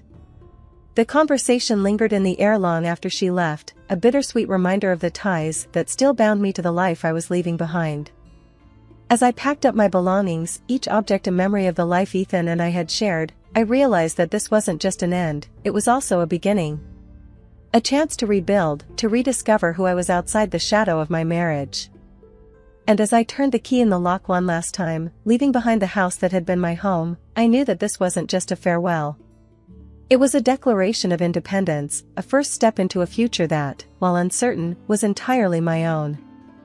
The finality of signing the divorce papers was both liberating and somber. I had filed for divorce from Ethan, demanding compensation for the emotional turmoil and betrayal he caused. My lawyer, a competent and empathetic woman, assured me that the evidence I gathered made a strong case for a substantial settlement. Ethan, on the other hand, found himself entangled not only in our divorce but also in a legal battle with the mistress who had deceived him. He had spent a fortune on medical expenses and supporting the child he believed was his, only to discover the web of lies that had ensnared him. Now, he was suing her, trying to recoup some of his losses and salvage what little dignity he had left. I watched from a distance as Ethan's once controlled and proud life unraveled. There was no joy in seeing him brought so low, but neither was there pity. He had made his choices, and now he was facing the consequences. The man I once loved had become a stranger, one whose fate no longer stirred any emotion in me other than a detached acknowledgement that justice, in its own way, was being served. As for me, I was busy building a new life. The settlement from the divorce provided a financial cushion that allowed me some peace of mind. I moved into a new place, smaller and cozier than the house I shared with Ethan, a place that quickly started to feel like home. It was my sanctuary, filled with my things, decorated to my taste, a visual representation of my newfound independence. I often sat in my new living room, a cup of tea in hand, reflecting on the tumultuous journey I had undergone. The tears and heartache felt like a distant memory, and in their place was a growing sense of self-awareness and strength. I had survived the worst of storms, and now relished the calm that followed. Friends and family were a constant source of support, their love and care helping to mend the parts of me that were broken by Ethan's betrayal. They cheered me on as I took the first tentative steps into a future that was entirely my own, unshaded by the expectations or failings of another. In the end, I found that I didn't need revenge or to see Ethan suffer. My greatest triumph was in reclaiming my life, in proving to myself that I could move past the pain and emerge stronger and more resilient. The wounds he inflicted would always be part of my story, but they no longer defined me. Instead, they were a testament to my ability to overcome and to thrive, despite the odds. As I closed this chapter of my life, I felt a profound sense of closure and optimism. The journey ahead was mine alone, filled with opportunities and experiences waiting to be discovered. And as I stepped out each day, I did so with a lighter heart and a certainty that no matter what the future held, I was ready for it, stronger and wiser than ever before. Ethan was a chapter closed, a lesson learned, and now it was time to write new stories, ones filled with hope, growth, and the promise of a better tomorrow. My name's Sarah, a 29-year-old accountant with a knack for numbers and a love for a well-balanced budget. I'm married to Alex, a man whose sense of humor is as strong as his love for me. We live in a small, well-appointed apartment I inherited and spruced up over the years. It's our little haven, filled with the laughter and love of a young, happy couple. One lazy Sunday, as I was reconciling some accounts, Alex lounged on the sofa, chuckling at something on his phone. "Hey, money wizard, any chance you can conjure up a feast for lunch?" he joked, looking up at me with a grin. Rolling my eyes, I replied, "With your spending habits? I'd need real magic for that." Our banter was interrupted by the doorbell. It was Mrs. Thompson, Alex's mother, standing at the doorstep with her usual air of disdain hidden poorly behind a strained smile. "Hello, dear," she greeted, her eyes immediately scanning the apartment. "Hi, Mom," Alex said, getting up to hug her. "What brings you here today?" "Oh, just wanted to see how you two are managing in this tiny place," she replied, her voice dripping with a tone that suggested she found our living situation pitiable. I bit my tongue, offering a polite smile. "Would you like some coffee, Mrs. Thompson?" As I set about making coffee, I overheard their conversation from the kitchen. Mrs. Thompson was lamenting her financial difficulties, the costs of maintaining her large, old house apparently overwhelming her. "It's just so much, Alex. I don't know how I'll manage," she sighed dramatically. Alex looked concerned. "Mom, we can help out. Maybe we can give you some money each month, help ease the burden?" My heart sank. We were doing well, but we weren't wealthy. Still, the thought of his mother struggling was enough for Alex to offer. I brought in the coffee, sitting down as they discussed figures. $1,000 a month? Alex suggested, looking over at me for approval. I nodded, masking my concern. "If it helps, Mrs. Thompson, we're happy to help." She accepted with a quick, almost too eager nod. "You're such good children. I don't know what I'd do without you." Yet, as she sipped her coffee, her eyes lingered on the renovated kitchen, the sleek appliances, and the comfortable furniture. "Of course, if you could afford such nice things for yourselves, maybe you could spare a little more," she mused, her voice trailing off suggestively. Alex was about to speak, but I cut in. "We'll start with the 1,000 and see how things go. We have to be mindful of our own expenses, after all." Mrs. Thompson seemed a bit put off, but covered it with a tight smile. "Of course, dear. I appreciate anything you can do." After she left, Alex and I sat in a heavy silence. "Are we doing the right thing?" he finally asked, his brows furrowed in worry. I reached for his hand. "We're helping your mom, that's important. But let's not dive into deep waters we can't swim out of, okay?" He squeezed my hand back, the weight of our decision settling in. "Okay," he agreed, but I could tell the matter wasn't settled in his heart.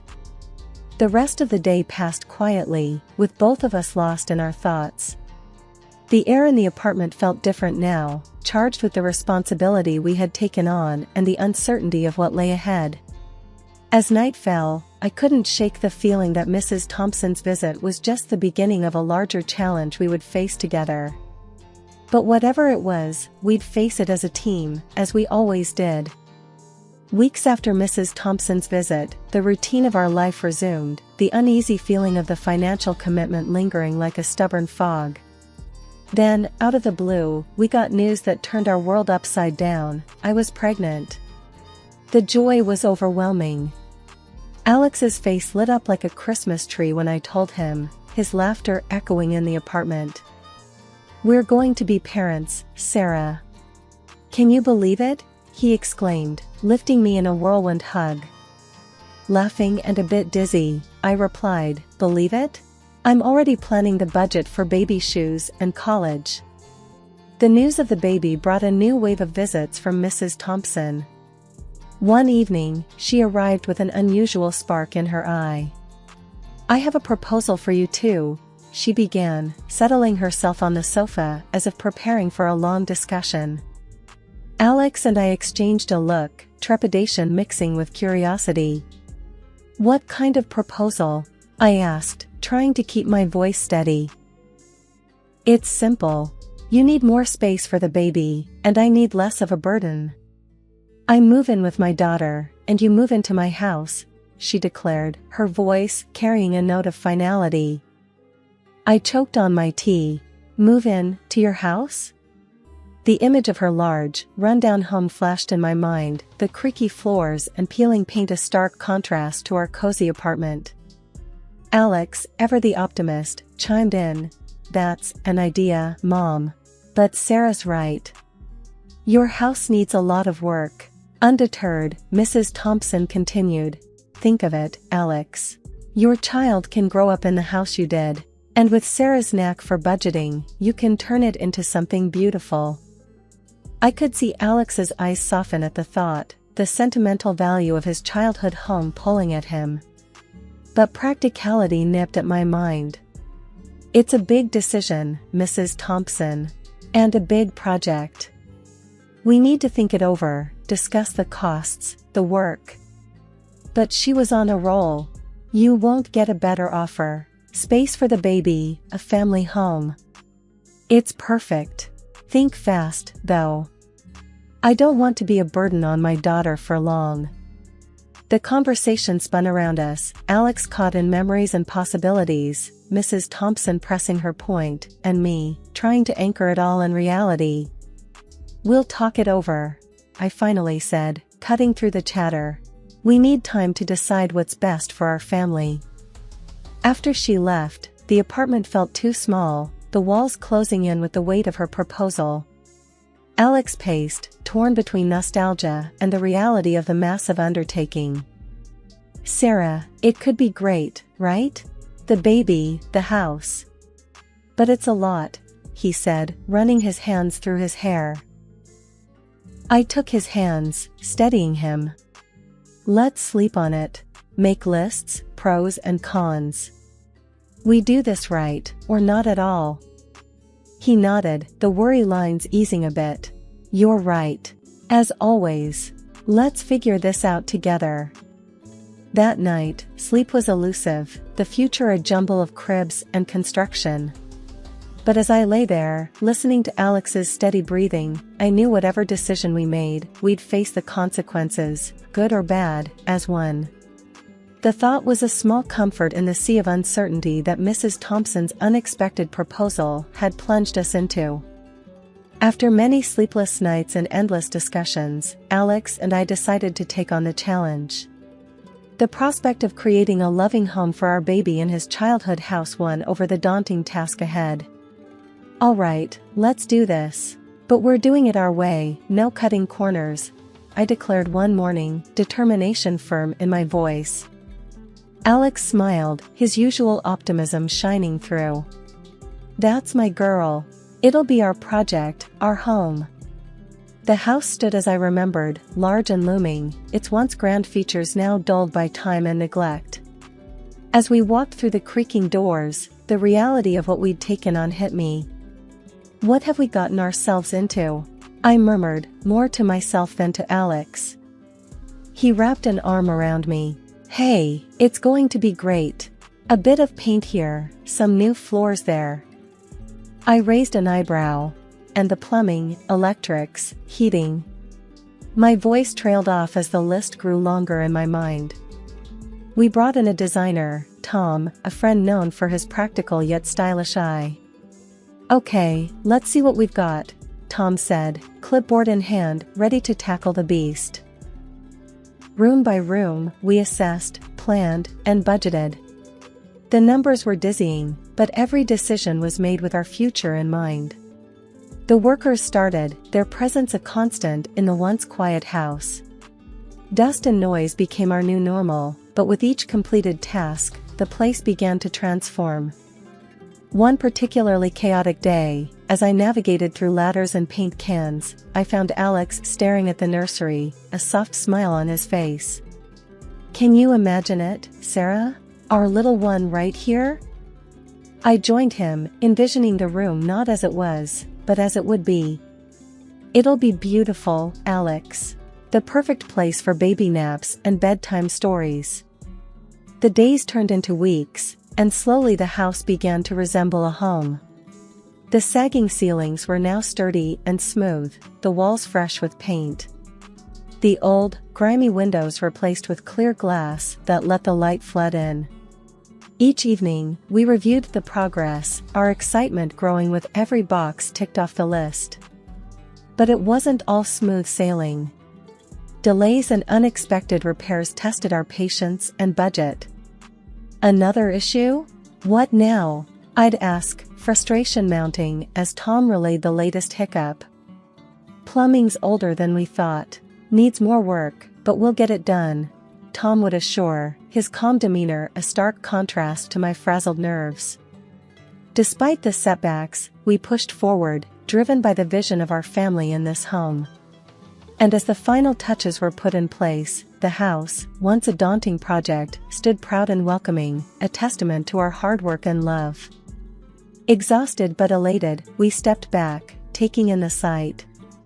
"We did it, Sarah. We actually did it," Alex said, his voice thick with emotion. I leaned into him, the house behind us no longer just a building, but a symbol of our new beginning. "We sure did, love. Now, let's get ready to welcome our little one into it." With that, we turned and walked into our future, ready for whatever it might hold. Just as we settled into our newly renovated home, savoring the calm after months of relentless work, our world was turned upside down again. It was a crisp Saturday morning, and we were out getting some fresh air and much-needed couple time. When we turned the corner onto our street, my heart dropped. A moving truck was parked in front of our house, and men were carrying out our furniture. "What the?" Alex's voice trailed off as we hurried toward the chaos. As we pushed through the front door, the sight that greeted us was like a punch to the gut. Mrs. Thompson and her daughter, Carol, were there, directing the movers with an air of authority that left no room for questions.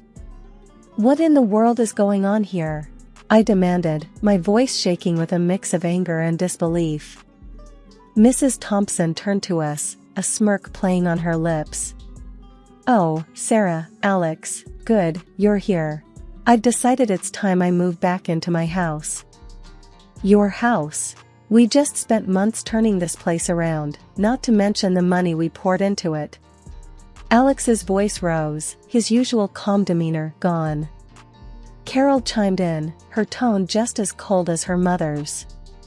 "Well, it's a family house, and we're family. It's only right we live here. Plus, think of how nice it'll be for my kids in that lovely nursery you fixed up." I felt like I was in a bad dream, the room spinning around me. "But you told us to move in here. You pushed for this. We have a baby on the way, for goodness sake." Mrs. Thompson shrugged, her gaze void of any sympathy. "Things change, dear. I needed a break, and you provided it. But now, it's time for you to go back to your little apartment." The reality of her words hit me like a tidal wave. All our work, all our dreams for this house, were being ripped away without a second thought. I glanced at Alex, his face a mask of shock and hurt. "Mom, you can't do this. We have rights. We'll fight this, he stammered, the fight in his voice not matching the defeat in his eyes. Mrs. Thompson laughed, a sound that chilled me to the bone. Good luck with that. Now, if you'll excuse us, we have a house to settle into. We were ushered out like strangers, our belongings piled haphazardly on the lawn. The movers didn't meet our eyes, their actions mechanical and detached. As we sat amidst boxes and bags, the life we had built within those walls now locked away from us, Alex put his arm around me. I'm so sorry, Sarah. I just never imagined. I leaned into him, the tears I'd been holding back finally breaking free. It's not your fault, Alex. We were conned, plain and simple. The following days were a blur of anger, disbelief, and an unyielding sense of betrayal. We were back in our apartment, surrounded by boxes that were meant for a different life. Alex was quiet, his usual light extinguished by the shock. I was fuming, pacing the small space like a caged animal. We need to do something, Alex. We can't let them get away with this, I exclaimed, my voice sharp with frustration.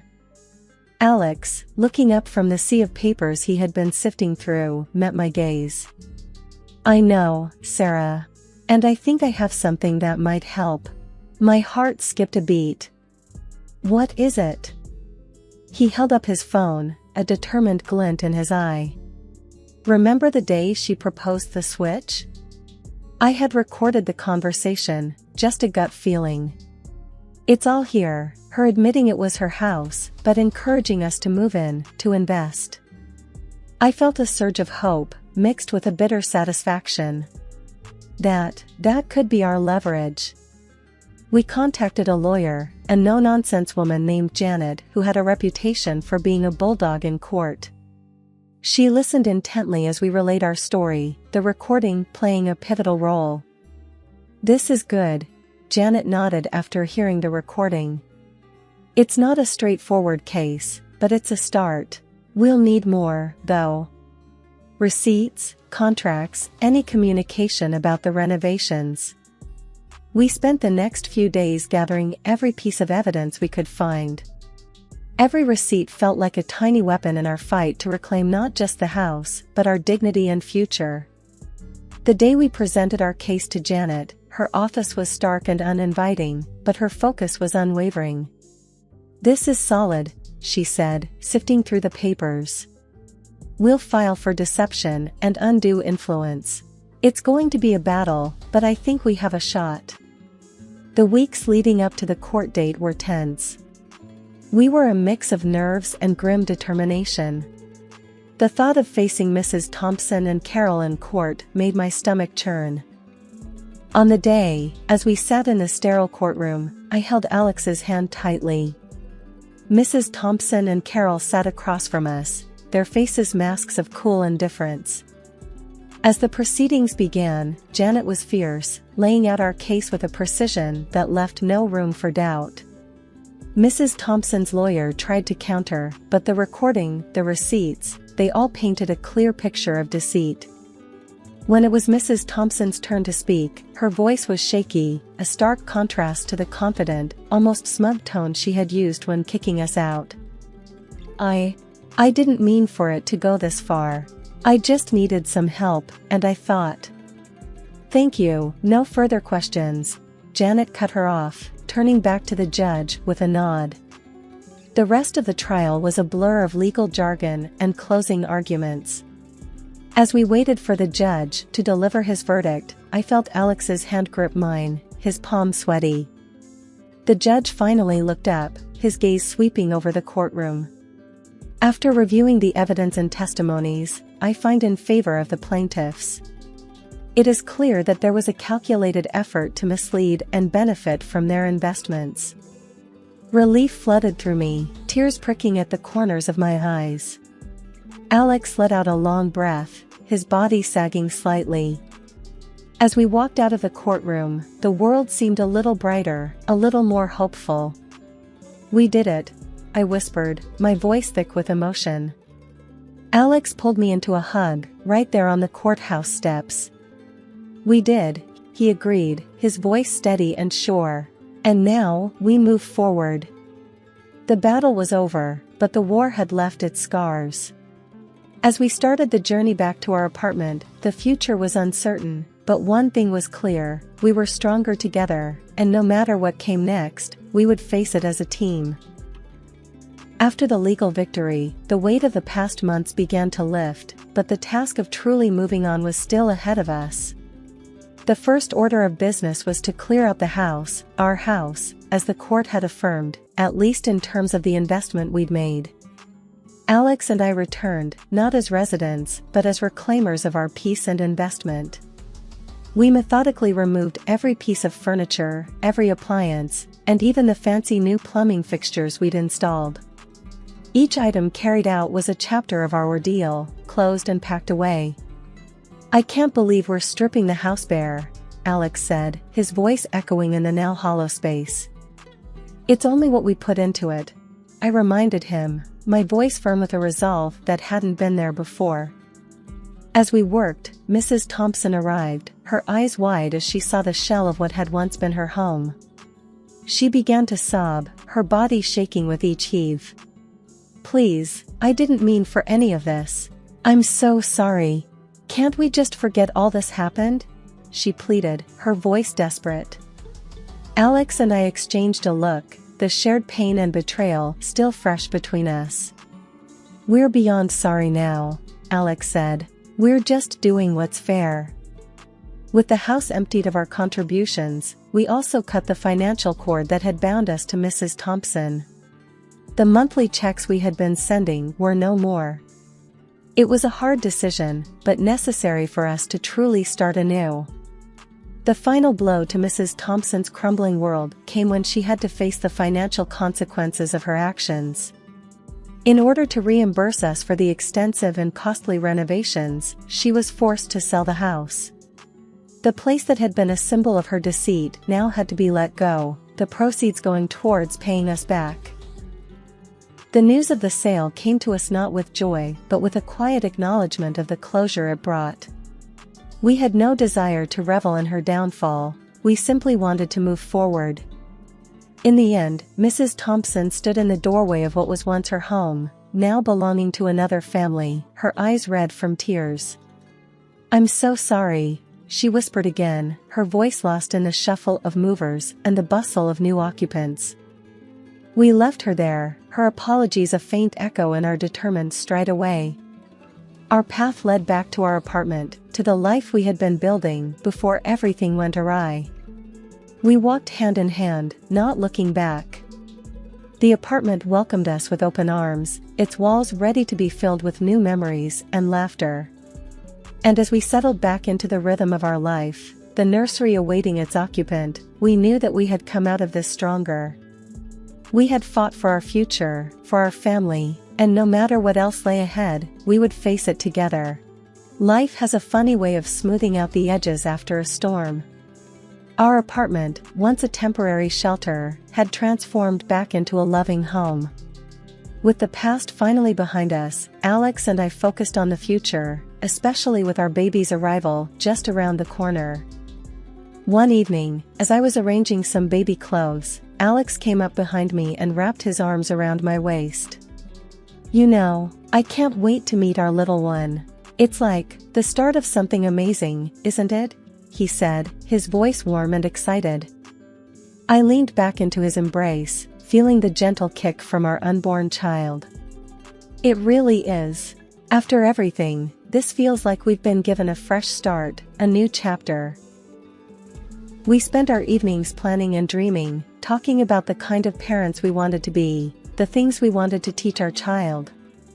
The nursery, once a source of contention, was now a haven of hope and anticipation, filled with soft colors and the gentle lullabies that floated from a music box. The day our daughter was born, the world seemed to stand still. She was perfect, a tiny bundle of joy that instantly became the center of our universe. Holding her for the first time, I felt a surge of love so powerful it nearly overwhelmed me. As we sat there, in the quiet of the nursery, the world outside continuing on, I realized that this was what true happiness felt like. It wasn't about the absence of conflict or the avoidance of challenges. It was about facing them head-on, together, and coming out the other side stronger and more united.